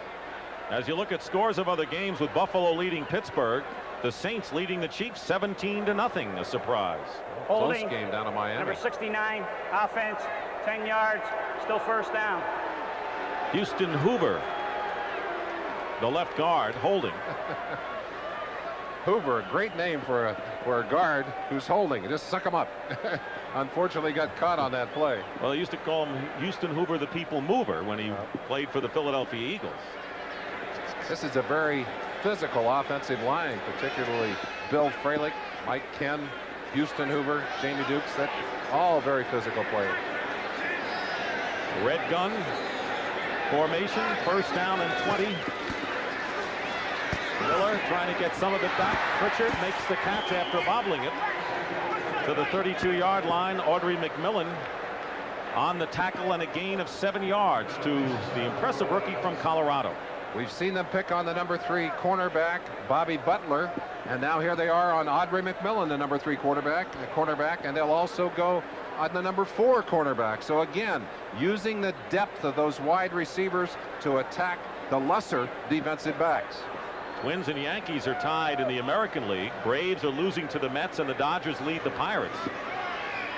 Second down and 13 for the Falcons on their 32-yard line. Miller had time. It's tipped by Ken Clark, intended for Risen. Well, Clark hangs in there, doesn't he? 35 years old. He played for the Eagles for so many years, and Jerry Burns says, I'd rather have some of the veterans, maybe long in the tooth, who I know can do the job. You know what I like about Ken Clark? Still a great technician, and he can still rush the passer. Now, there aren't a lot of 14-year veteran defensive linemen that can rush the passer. Doesn't have the endurance he once had. You've got to get him out of there and let him rest, but he knows how to play the game. He's never forgotten that. Third down and 13. Miller steps up, going to run. He's going to get the first down. And he slides in short center field here in Atlanta Stadium in Minnesota territory. Joey Browner and Jamie Dukes. Yeah, Dukes is trying to get a Duke up. I don't think Browner's the guy that you want to fight with, even if you're bigger than he is. But Chris Miller showing you one of his strengths on that play. Excellent mobility, the ability to run and change direction, and then doing the smart thing as he dropped it down and didn't take the hit. Watch what happens. Everyone is covered downfield. Watch those black receivers. They just kind of disappear. Everybody gets sucked up downfield. Chris Miller said, hey, only one thing to do. Gets away from Ken Clark, who was the spy on that play, and does a good job of running it. So does Eric Pegram on first down. Mike Merriweather on the tackle, picks up 8 yards on the play to the 42-yard line of the Minnesota Vikings. You mentioned Chris Miller, who last week said that it was like a robot handing off, and he was looking to unleash his arm a bit today. Keep in mind that he had suffered a broken collarbone in the 13th game of the season last year, like Wade Wilson, trying to have a healthy, complete season. A lot of similarities between the two. Wilson, of course, missed part of the season with a shoulder injury last year, both to the throwing arms of these quarterbacks. Second down and 2. Miller going up top for Andre Rison. He had a shot at it. Carl Lee defended him well, but Rison had a hand on that pass. The disturbing thing for the Viking defense is the amount of time that Chris Miller has on this play. Even though they're coming with a blitz from the outside by Jimmy Williams, no one there. Watch Carl Lee. You notice how he's reading the man, and the minute those arms started to come up, he goes for the arms, kept him from reaching up and taking that ball. Rison, of course, playing with a shoulder injury, not as strong on that right arm as he would be otherwise. Pretty sharp numbers for Miller today, and a far cry from last week's effort against Kansas City. Third down and 2. Miller's pass on the run is caught. It'll be a first down to Pritchard. Audrey McMillan defending, but the Falcons keep it going. Gain of 8 yards that time. How many times have we seen them go after McMillan here today? He's got to be tired of seeing them call his number.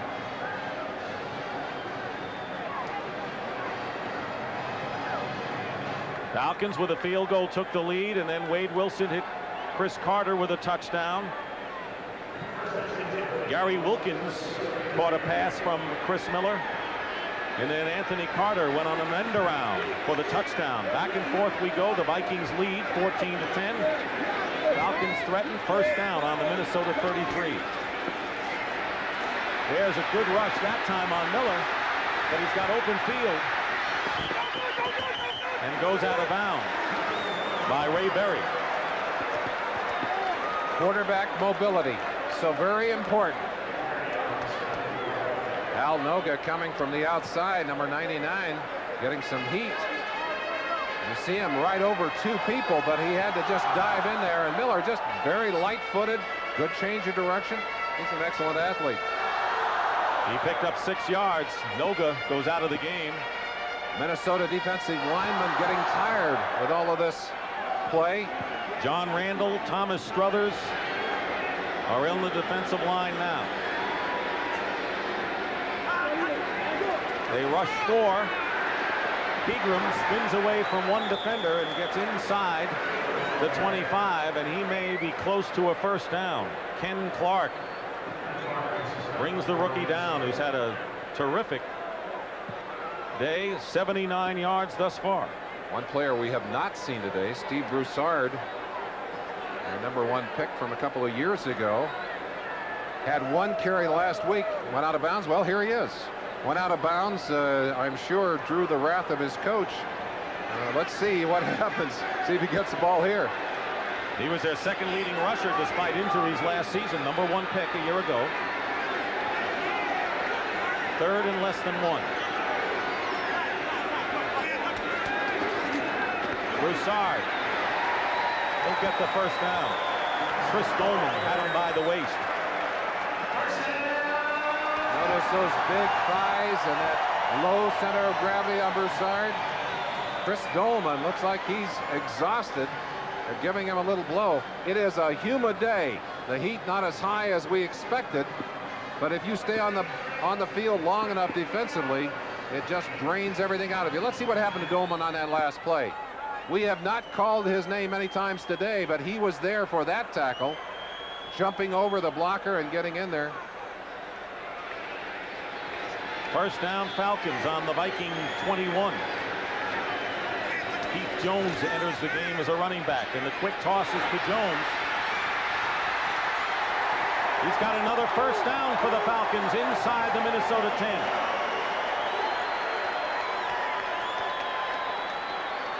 Carl Lee and Felix Wright that time. Gain of 12. Miller was alert on that play with the blitz. Extremely alert. Little screen call there, hoping to draw in the defensive line.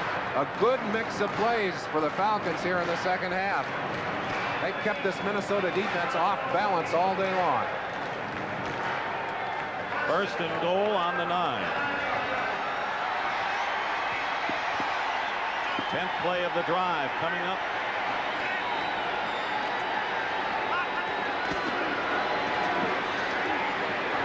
Keith Jones. It'll be second and goal as Jones picks up maybe a yard, and once again Ken Clark makes the play. We talked about the Atlanta being a defense that's undersized. This Viking defense, at least the defensive end, is very small. Al Noga 248. Chris Dolman, not a big end, at 263, and John Randall, who was in Dolman's place on that play, less than 248. So they are not a big team as far as their defensive ends go. Second and goal on the 9.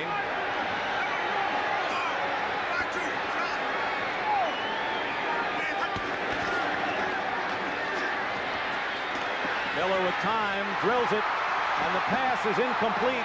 Intended for Broussard, but it was a low pass. And that'll bring up third down. Broussard already up, taking a couple of bows. Unfortunately, you've got to catch the ball before you can take those bows.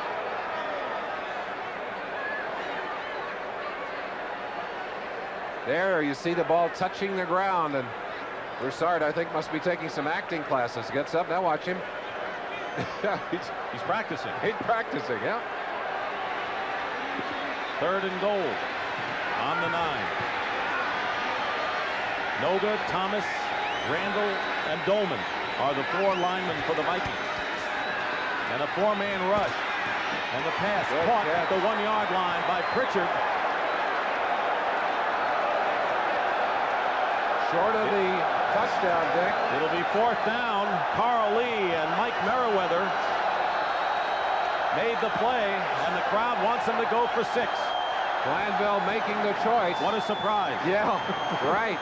Sends Broussard in. I mentioned Broussard, a very difficult back to handle because of his lower body strength and low center of gravity. They like him in short yardage situations. Vikings.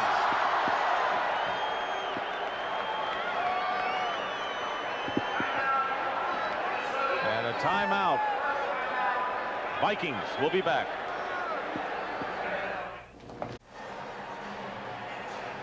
Well, the drive won't mean anything if the Falcons don't push it over here as they go for it on 4th down and 1, trailing the Vikings 14-10. Noga, Thomas, Randall, and Dolman are the 4 men up front for Minnesota. 12-play drive, and this defense is tired. They've been on the field 14 times more in terms of plays than have Atlanta's defense. And Ken Clark is a 5th lineman defending. Miller swings it out to Broussard, and he's not going to make it.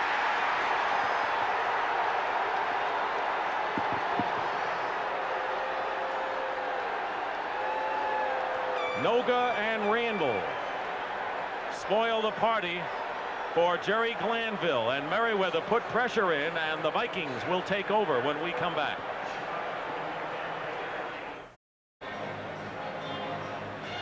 It's crunch time in the NFL. Mike Merriweather, 57. It's 4th and 1. Watch what he does here to Broussard. He bumps him and knocks him off stride, and then gets up and gets a piece of the ball. That bump and the touch on the football give Al Noga enough time to get outside and make that big play. Merriweather, who was a big play linebacker with the Steelers before coming to the Vikings a couple of years ago. Minnesota going to the ground and using 2 backs for only the 2nd time. Bring the ball out to the 9-yard line. Alfred Anderson picked up just a yard. Under a minute remaining in the 3rd quarter. Dick Stockton and Merlin Olsen here in Atlanta. Falcons trailing the Vikings 14-10.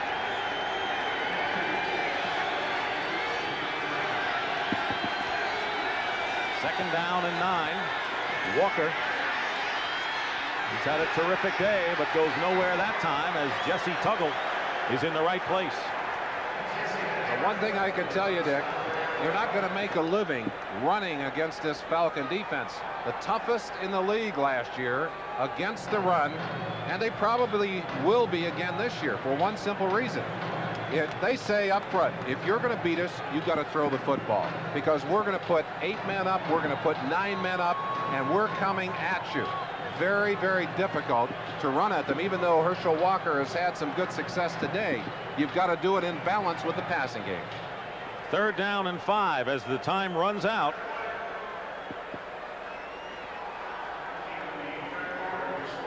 And that is the end of the 3rd quarter. With the score, the Minnesota Vikings 14 and the Atlanta Falcons 10.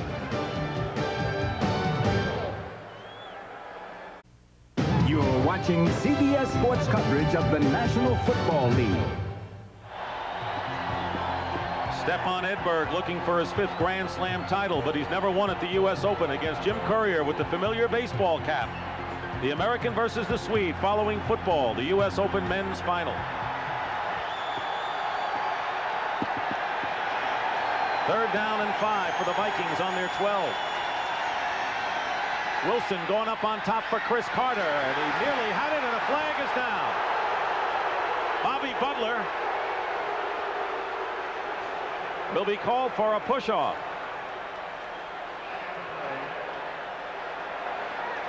And that'll get the Vikings out of danger.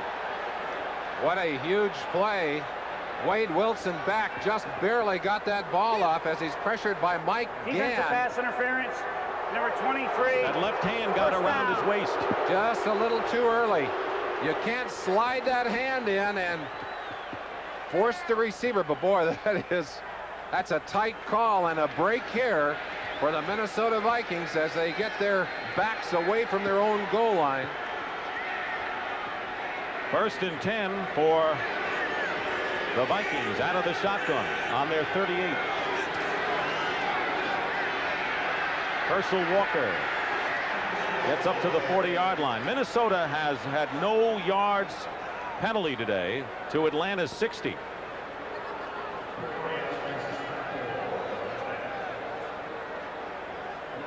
Herschel Walker has gone over 100 yards today, and they've been few and far between since 1987. Only Darren Nelson and, of course, Herschel's debut in a Viking uniform have been the only other 100-yard rushers for Minnesota. Well, significant 100 number for this defense, too. This is only the 3rd in the last 18 games against this Black Wave defense. 2nd down and 8. Chris Carter makes a nice diving catch, good enough for the 1st down at midfield. Bobby Butler defending again.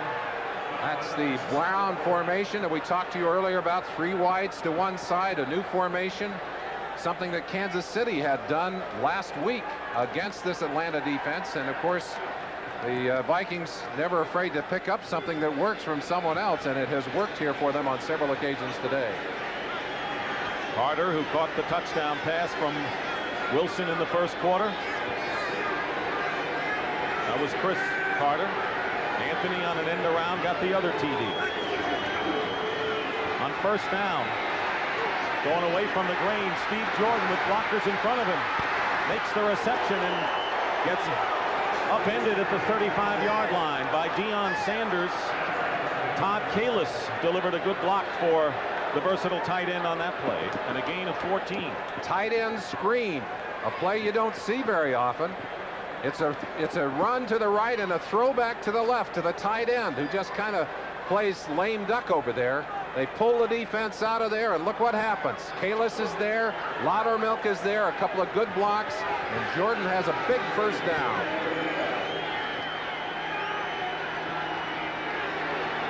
.45 remaining in the 4th quarter. Walker.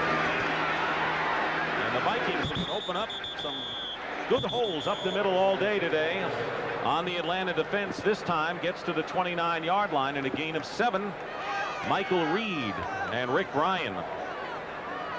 There's some real togetherness in the inside of that line. Todd Kalis, number 69, and number 64, Randall McDaniel, not only are roommates and have been in their 4 years with the Vikings, but their relationship goes back 5 years at Arizona State when they were roommates there, and they knew each other before that when they were playing against each other in high school. Now that's togetherness. And when it's offensive linemen, it means even more. 2nd down and 3. Walker on a quick hitter. And that'll bring up 3rd down and short. The penalty flag is down. Brian, Vikings, that's their 1st penalty this afternoon. Referee Tom White. Well, of all the things that Jerry Burns is concerned about, you talk about bad turnovers, punts, threatening to score. Holding, 64 offense, 10 yards, still 2nd down. Can't complain about the penalties today. No, he certainly can't, but his worries about turnovers certainly have come to pass, and his concern about the kicking game. And of course, that penalty, that 1st penalty, is a costly one because it takes them out of the comfortable range and puts them 2nd and very long. 2nd down and 13 on the 37 of Atlanta. Going deep for Chris Carter. Oh, what a great Carter makes a one-handed catch. Touchdown, Vikings. Holy mackerel. That's going to make every highlight film tonight. One-handed catch, and he got into the end zone for his second touchdown of the game, beating Bobby Butler. Well, this Black Wave defense is a feast or famine defense. And when they're coming at you and they don't get to you, that means that there are singled up receivers downfield. Watch Wade Wilson. Now watch the end of this. Look at this. One hand stretching grab.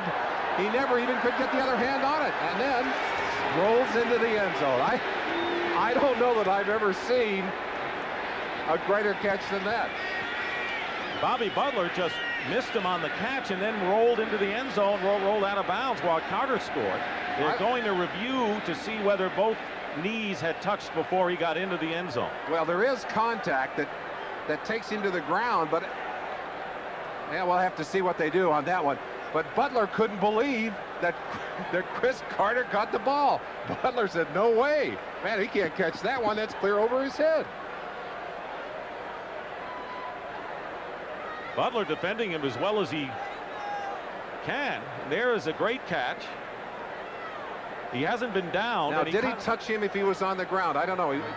If any part of his body touches him when he's in contact with the ground, that's not a touchdown. The side judge, Dick Creed, was right there on the play.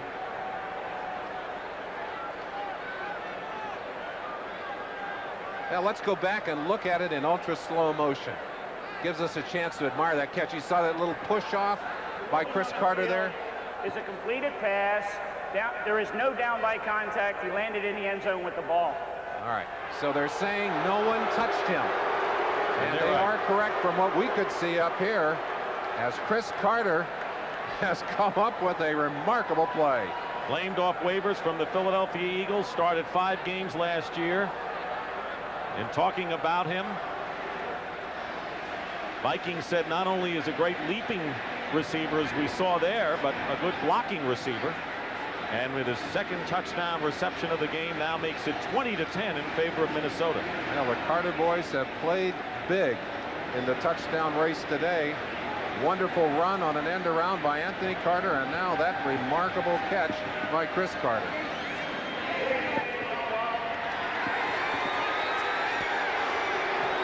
Quad Rebays ready to kick the conversion. Harry Newsom, the holder. With 11:23 remaining in the fourth quarter. And the kick is blocked. And it will remain 20-10. And we'll return to Fulton County Stadium after this message from your local station. You're watching the NFL on CBS. Listen as Rick Bryan blocks this extra point.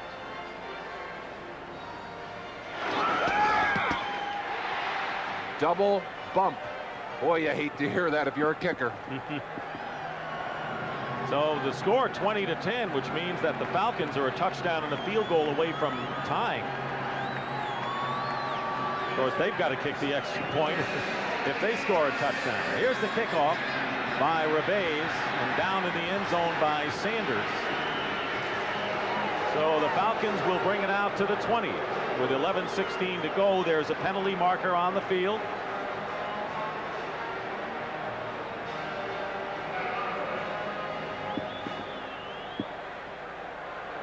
We'll get the call from the referee, Tom White.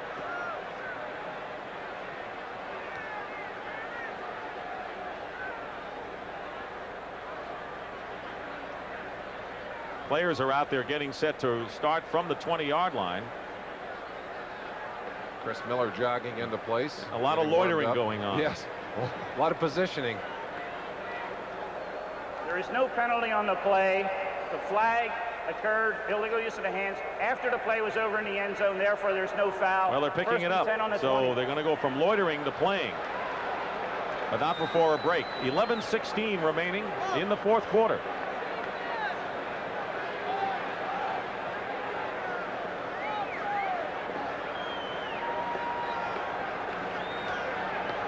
They'll start from the 20-yard line.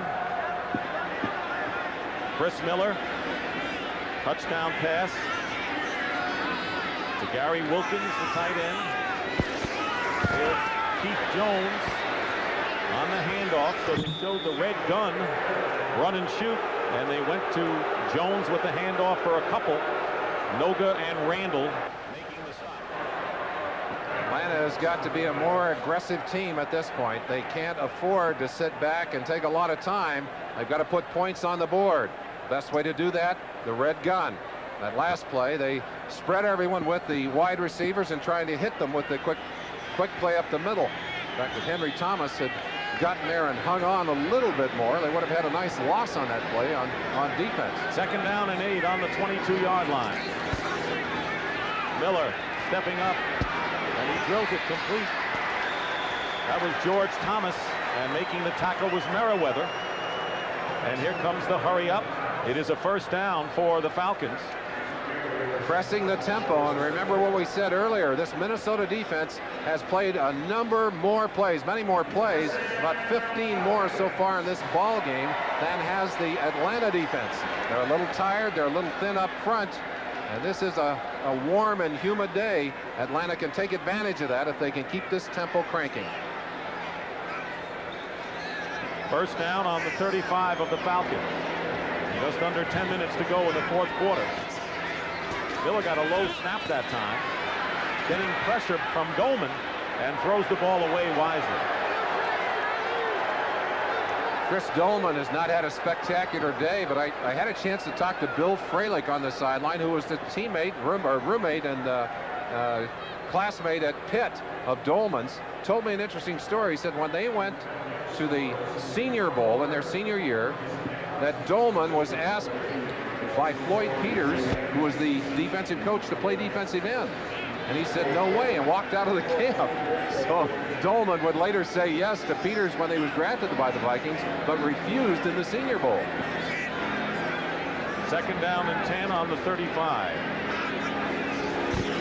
Another low snap. This time Pritchard on the receiving end. He'll have it for the 1st down. Fumbles picked up by McMillan of the Vikings. And Minnesota gets the ball back. Felix Wright made a hit on Mike Pritchard, and Audrey McMillan with the recovery, and the first turnover of the game by the Falcons, and a big one. It was a sad turnover story that broke Atlanta's heart last week, and right there you see the strip by Felix Wright, number 22, and a man who's had tough plays today makes a big one. Audrey McMillan. Vikings will start in Atlanta territory. This game summary is sponsored by Budweiser. One of Chris Carter's 2 touchdown receptions was a spectacular one. Finally, Atlanta with the turnover. First one of the day. Pegram, the leading rusher for the Falcons, and Herschel Walker over 100 yards for the 2nd time in his Minnesota career. And Audrey McMillan with his 3rd career fumble recovery from this rookie from Colorado. But we'll be seeing a lot of Pritchard. An 8-minute advantage in time of possession for the Falcons as Herschel Walker goes wide and uses up some time. Making the tackle was Jesse Tuggle and Mike Gann. You want to eat the clock if you're the Minnesota Vikings. In a situation like this, it would be nice if you could control the ball running it. But as we mentioned, that is very, very difficult against this Falcon team because they're going to stack them all at the line, and you're going to have to throw it over their heads. The thing the Vikings want to do is get in position for a field goal, because a 13-point lead would force the Falcons to win the game with 2 touchdowns, and they have under 9 minutes to go in the game. I don't think that you're going to be able to pick up this 1st down running it. I think you're going to have to throw it.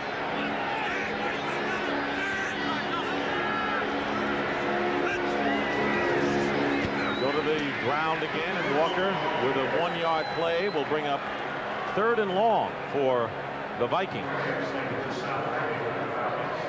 Torrey Epps and Jesse Tuggle making the play on Walker. Tuggle's name has been called many times today. Interesting thing about Tuggle, one of the most versatile inside linebackers in football. He's not getting a lot of credit because he plays on a team that doesn't win a lot of games. If he were on a championship team, he's the kind of linebacker you'd find in the Pro Bowl. 3rd down and 8. And a bad snap. Wilson wisely just falls on it. But forget about any kind of field goal possibilities here. A loss of 23 yards on the bad snap. Jerry Burns looking at the ground. One of the nightmares that he perhaps thought about last night being realized here. A bad snap in the shotgun. That looked like a fire drill on both sides. Kirk Loudermilk with a bad snap, and so 4th down, and Harry Newsom will have to kick it away. Gets off a beauty. Deion Sanders will let it bounce into the end zone. So with 7:32 remaining, the Falcons need a touchdown and a field goal.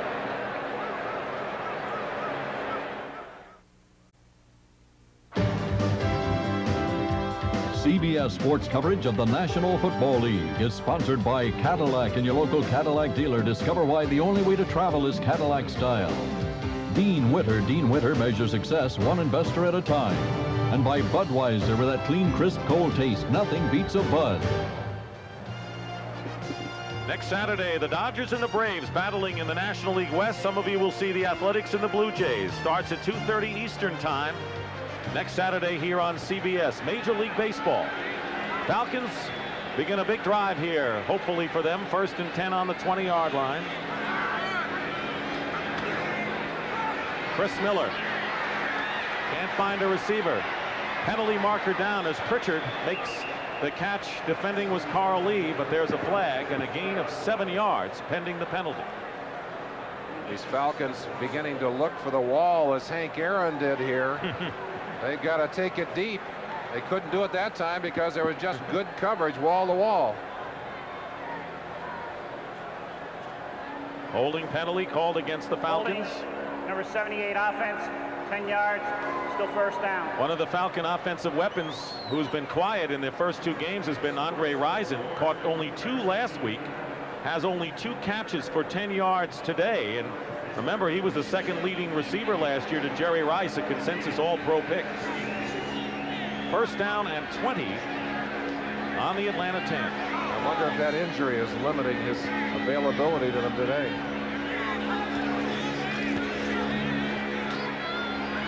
Miller steps up, and the pass is caught by George Thomas. He's going to be shy of the 1st down, a gain of 16 yards. Gets the Falcons out of danger at least, and Thomas has made some timely catches today. Joey Browner on the stop. 5 for 103 yards for George Thomas. Better than I thought. He got 4 catches for more than 50 yards last year, so he's a big play receiver. 6:36 to go. And a timeout called by the Vikings.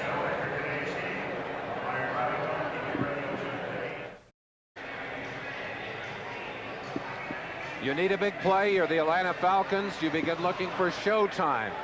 Andre Rison. Here are his options. Rison, number 80, will run off deep.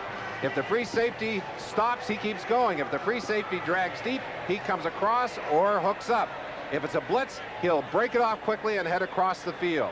He also has the option of a hook to the outside. And if the corner drifts his way, he can run the square out. Just part of the option tree for this red gun offense. 2nd and 5 out of the red gun. See if Millers looks for Rison here. Can't find a receiver. Will run enough for the 1st down. To the 45-yard line. Mike Merriweather on the stop. He wanted to go to showtime on that play. But look what happens to Rison. Rison down, heads deep, and you see that hand goes up. That means he's going to hook right there. And Rison unable to keep his feet under him. 1st down. And the pass is caught by Thomas. Did it touch the ground? I think it touched the ground. He'll rule it incomplete. You saw Rison whip up that hand, and that's a signal to his cornerback or to his quarterback that he is breaking off the pattern at that point. He's either hooking up or driving inside. In that case, he was hooking up. Interesting wrinkle in this offense. And while they worry about Rison, don't forget Michael Haynes, who the Viking coaches said thought had terrific speed on the other side. Second down and 10 on the 36 of Atlanta.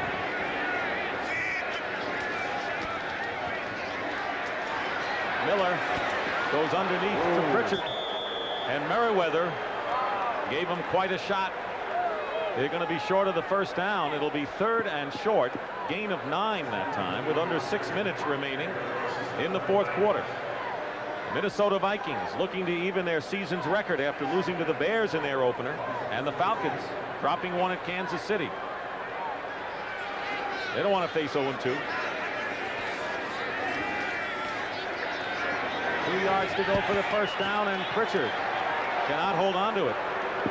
Incomplete, and it'll be 3rd down with Joey Browner covering Pritchard downfield. The Vikes can hold on to this lead. Excuse me. The Vikes can hold on to this lead. They're going to owe a big debt of thanks to Fred Zamberlini, their trainer, who put them through the toughest conditioning program they've had in many years in training camp this year. 4th down for the Falcons.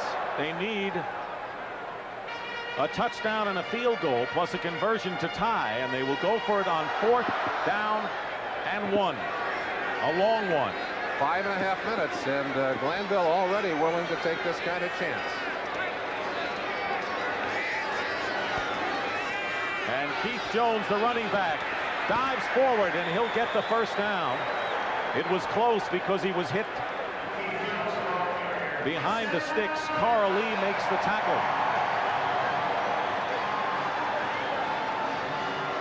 Clock is running. 5:10 remaining in the 4th quarter. That gamble paid off.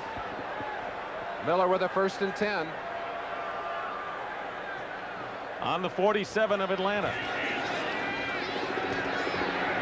Pass caught by Thomas again. He gives ground, gets into Viking territory. Mike Merriweather has done a terrific job covering the receivers downfield today. And Nico Noga, or Al Noga I should say, is shaken up. Nico's brother.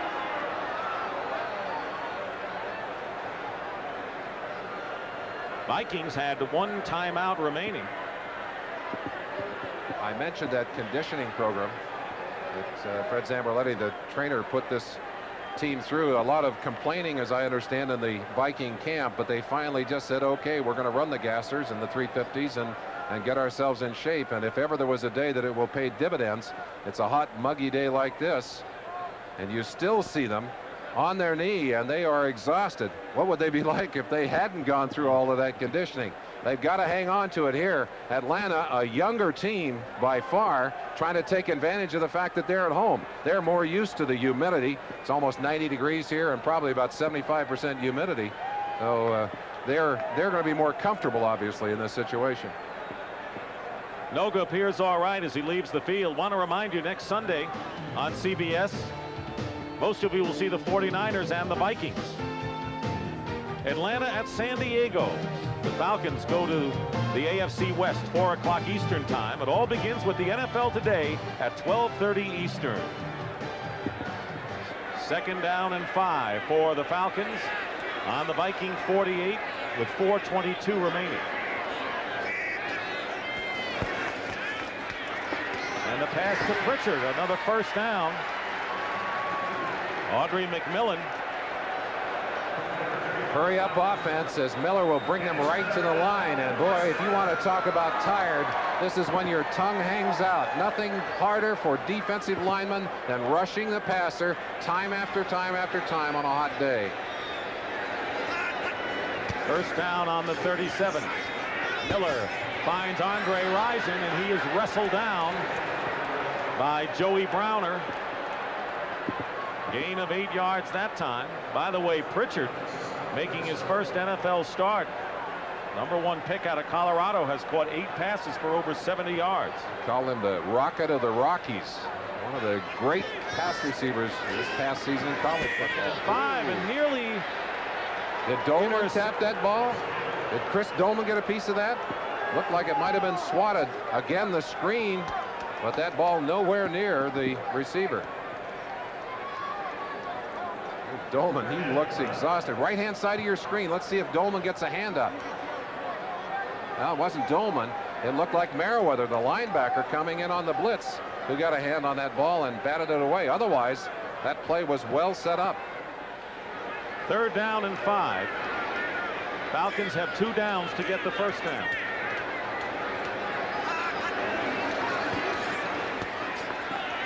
Miller going for Pritchard. He's got it. Stops the clock and gets the first down to the 24. Todd Scott. This is the part of the game and the part of the field when the red gun is highly effective. You spread that defense out. Your receivers are well timed.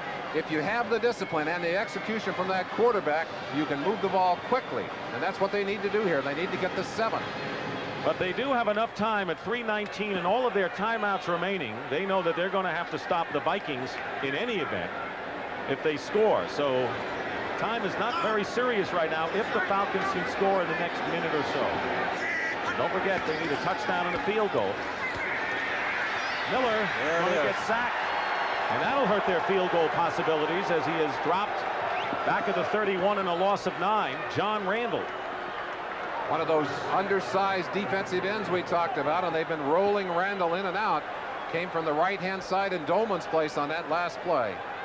The 2nd sack of the game by the Vikings, and a timeout called by the Falcons. They still have 2 remaining.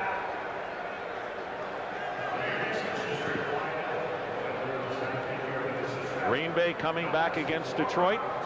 Kansas City doing the same against New Orleans. Buffalo in a high-scoring affair. 4 touchdown passes by Jim Kelly. And Miami trying to go 1-1 against the Colts, who lost to New England. And Cleveland leading the Patriots. Tonight on CBS, would you believe that 60 Minutes got into the secret room where the KGB keeps the brains of Stalin, Lenin, and Sakharov, and all those other top Russians? Bizarre? Well, you bet. But 60 Minutes takes you there tonight. That's followed by Murder, She Wrote, and the CBS Sunday night movie Lies Before Kisses, starring Jacqueline Smith and Ben Gazzara, all tonight on CBS.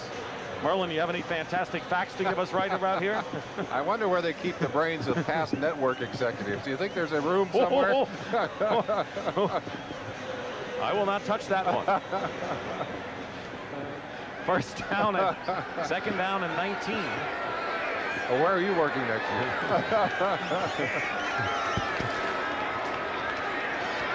Miller and a penalty marker down. We may have holding for the Falcons. And the pass, great play. Pritchard, out of bounds, but appears to be a holding penalty. Now another flag is thrown at about the 25. Now, if that's a penalty that negates what appeared to be a holding penalty, that would be very costly against the Vikes. What a nice catch by Pritchard. I said great play it was. Had to position himself on the sideline, keep his feet in bounds, and make a very difficult catch. If you're the Vikings, and if the penalty's against them and you saw a flag and you know it's holding, that was a silly flag. Let's see who it's on. Well, maybe 2 penalties. Ineligible lineman downfield, number 64. Illegal use of the hands to the head, number 43. The ineligible lineman downfield is declined. The hands to the head is accepted, 10 yards. Both penalties against the Falcons. Jamie Dukes went downfield, but Tracy Johnson gets called for his, and that will set the Falcons back to the Viking 42-yard line. And with 2:58 remaining, and now only 2 timeouts remaining, the Falcons' possibilities of getting those 2 scores have slimmed down greatly. Boy, you look at how far you have to go to pick up that first down. There just aren't that many good plays when you're looking at that much yardage. And really what you're probably going to see is 2 plays called, and they're going to have to hook up on both of them. You pull something down underneath, try and pick up about 15 with the first one, and then go for something with about 15 on the second one. 2nd down and 29 yards to go. That's when Jerry Glanville turns to June and says, "You go ahead and call this one, June."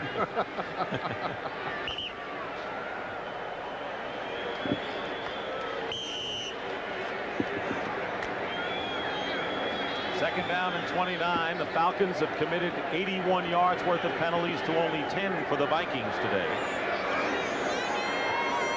3-man rush for Minnesota.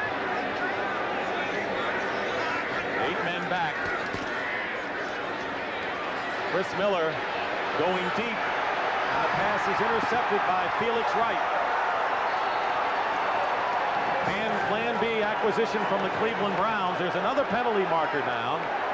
That will be against Atlanta, and that will be declined. So Felix Wright with the interception, and the first one by the Minnesota Vikings this year. 75 offense, takedown, penalty is declined. Minnesota's ball, first down. Called for the penalty. Number 75, you see him on the left side. He just takes him down right there. That's John Randall again going through. But watch this, a big play by a Plan B acquisition, Felix Wright. That's one of the things that they talked to us about yesterday. They're so happy to have him because he has played in so many big games. Is comfortable right there to snag that ball, and a very tired Minnesota Viking defense puts the brakes to the Atlanta offense. This is one of those games where time of possession was not significant. Falcons have had the ball more. First down at the 2-yard line. Herschel Walker, who already has made his return to Georgia a huge success. Walker going over 100 yards for only the second time since he was traded to the Vikings. Atlanta will use up a timeout. They have one remaining. This game is presented by authority of the National Football League, and the CBS telecast is intended for the private use of our audience. Any rebroadcast or other use of this telecast without the express written consent of CBS, the Atlanta Falcons, the Minnesota Vikings, and the National Football League is prohibited. Herschel Walker's success here today, again, would force you to ask the question, why couldn't they have given him the kind of opportunities earlier in his stint at Minnesota that he has had finally this year? I think certainly one of the answers to that question has to be the stubbornness of then offensive coordinator Bob Snelker. But certainly, if they could have done that and taken advantage of the great defense that they had on the field in 1989, they might have been able to do what they'd hoped to do, which was to get to the playoffs and on to the Super Bowl. Second down and 9. Walker got hit in the end zone and brings it out to the 1. Ken Tippins on the stop. Vikings headed for the victory that will even their season's mark at 1-1, and they'll host the San Francisco 49ers next week. And Jerry Burns' Vikings have the 5th place schedule this season. Well, after this 49er game, it doesn't get any easier. They go to New Orleans, but the opener against Chicago on the road was the only road game against a team that was better than 500 last year, so they certainly will benefit from that schedule. But it's not an easy schedule. Nobody really has a cakewalk anymore, and certainly a lot of pressure now being applied or will be applied to Jerry Glanville. Everyone expected this Atlanta team to be much better. He'd promised it would be better. And here they have dropped their opener on the road to Kansas City and now are dropping their home opener here in Atlanta. Falcons being held to just 13 points in 2 games and only 1 touchdown. There's their upcoming schedule. They go to the road where they have lost 19 in a row to face the Chargers next week. Now that's a streak. Third down and 10. On the 1-yard line, and Walker pulls it out to the 5. The Falcons are out of timeouts. Minnesota fans still bitterly remember that 1-6 start last year. And as they dropped their opening game to Chicago in a game that they really could have won, they knew that this one was one they had to turn around. They had to get things going the other direction. I'm sure a great deal of relief, not only for their fans, but certainly for Jerry Burns and his staff and this team. So our 2-minute warning here at Fulton County Stadium. 26th and final home opener before the Georgia Dome opens. 2 minutes remaining here in Atlanta with the Vikings breaking a string they wanted to break. They had lost 11 in a row. They had not won outdoors since November of '89 when they beat the Buccaneers in Tampa. They've been successful in the domes, but not outside, and they'll break that 11-game losing streak today. 4th down. Wade Wilson will take the safety. And that'll make the score 20-12. And Wade Wilson completing 13 of 18 and throwing 2 touchdown passes today, Merlin. Well, he talked to us about that awful start last week. He said, I've just got to put it behind me. There's no question about it. We're going to play better football, and we're going to do that because I'm going to get it started. No lack of confidence on the part of Wade Wilson's part. He has had a good ball game today. And of course, the critical thing is, even though he had a pass intercepted, I don't yell at a quarterback who has a pass batted and then intercepted. Well, it looked like Jerry Burns didn't really get into the club much. I mean, that's what you have with a veteran coach, with a veteran team. He kind of let them go, and they admitted that they were down as late as Wednesday after the defeat to the Bears before picking things up with more enthusiasm on Thursday. I think it might have been easy for Jerry Burns to scream at this team and to really harp on their mistakes. Instead of doing that, he talked about positives, and he talked about what they still could do. That was only one game. And that focus, I think, really helped them today. Well, here's a man who didn't get the ball as many times as he'd hoped to today. We talked about Risen and AC, Anthony Carter being the big guns. Well, Carter really got his big plays, but Risen not getting his on the other side.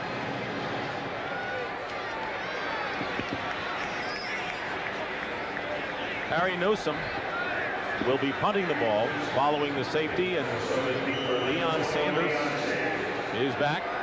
Falcons are out of timeouts, trailing by 8 points.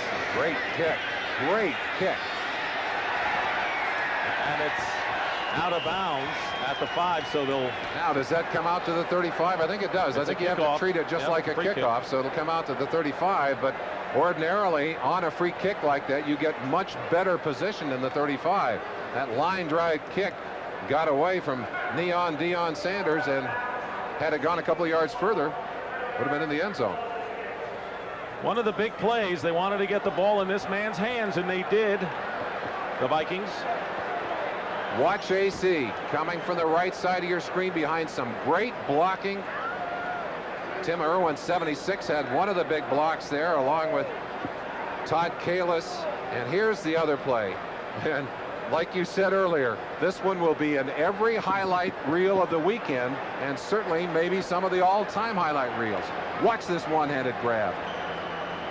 Whew. One of 2 touchdown receptions by Chris Carter. Well, the rule is that you get the ball 30 yards from where the ball was kicked. So they'll have it at midfield. So when you go out of bounds on a free kick after a safety, you better keep it in bounds, as the Vikings might have learned a lesson here. That's what I've never seen before. I've never seen the ball out of bounds on a free kick. Starting at midfield. Miller's pass is incomplete. It was short hopped by Pritchard. 1:51 to go and no timeouts left, and an 8-point game. A touchdown, a conversion, and a field goal, and Atlanta could pull it out, but they have no timeouts remaining. We talked about what Chris Miller had to do in this game after his horrible start last week, and he started pretty well. This whole Atlanta offense started well in the first half, but they have not been able to sustain it here and did not get the payoffs here in the second half. Second down and 10. Miller dumps it off to Keith Jones. Jones barrels his way to the 35-yard line. Tackle made by Merriweather. The clock continues to run. You know, Merlin, I have to wonder about that safety, because they could have punted the ball out and still maintained that 10-point lead. So concerned, Dick, about a blocked kick down there. And the Falcons, one of the best teams in the league in that kind of situation. Jones gets inside the 20 and a first down. Berry and Merriweather. Viking defense willing to trade some time for yardage here. They'll keep everything in front of them. Falcons need a touchdown and a field goal. Miller fires into the end zone, and it's tipped by Joey Browner, intended for Risen. And the Falcons had 2 wide receivers in the same neighborhood. Pritchard was down there as well. Pattern is kind of broken down. A very tired rush line, not able to get in and get some heat inside. There's Risen breaking open. Watch Browner drifting, timing the ball, and right there at the last second, batting it away. You just said something significant, that despite the Vikings' seeming victory here, they have not shown any kind of a pass rush, and they better have one against the 49ers next week. Second down and 10. Under a minute to go. And the pass is caught for the touchdown by George Thomas.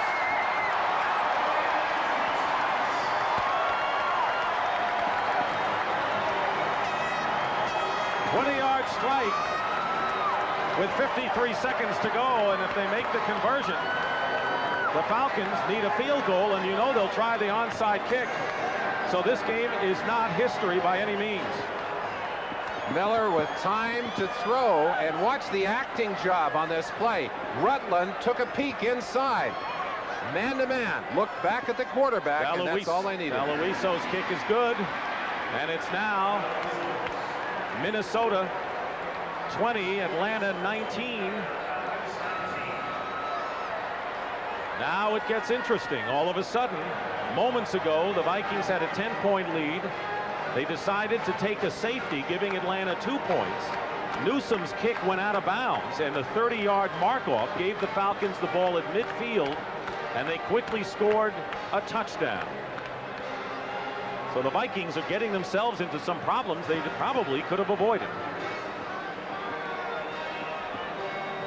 Well, it comes down to special team execution on this play. An onside kick when the other team knows you're making an onside kick. A very low percentage play. But these Falcons, confident perhaps that they can do that.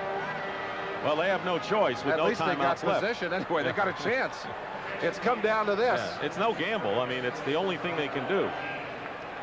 The Rams beat the Giants 19-13. So the Rams embarrassed by Phoenix with the 7 turnovers last week. And the Giants couldn't stay up, apparently, as they were against the Niners. Miami wins as well. Mike Jones up front, all of their people with hands. Good hands people. They call these the good hands people. Now watch Atlanta's alignment here. You got to believe they're going to do something just before this ball is kicked. Run everybody over to one side or do something a little unusual. Brad Aloiso. Here they go. They're all running to the left now. The kick off. One man staying over on this side. Neon Deion Sanders. And the kick is tipped out of bounds. It should be Vikings ball if the ball went out of bounds, because no one could claim possession. Brian Jordan of the Falcons almost had a shot at that ball. The ball will go to the Vikes at the spot where it went out of bounds. There's Jordan, who has made one big play today on a tip. He had his hand on it almost. Sprinting down that sideline. There is the tip, knocking it high. And here's Jordan, number 40. Ooh, very, very close. Joey Browner, the nearest Viking to that ball.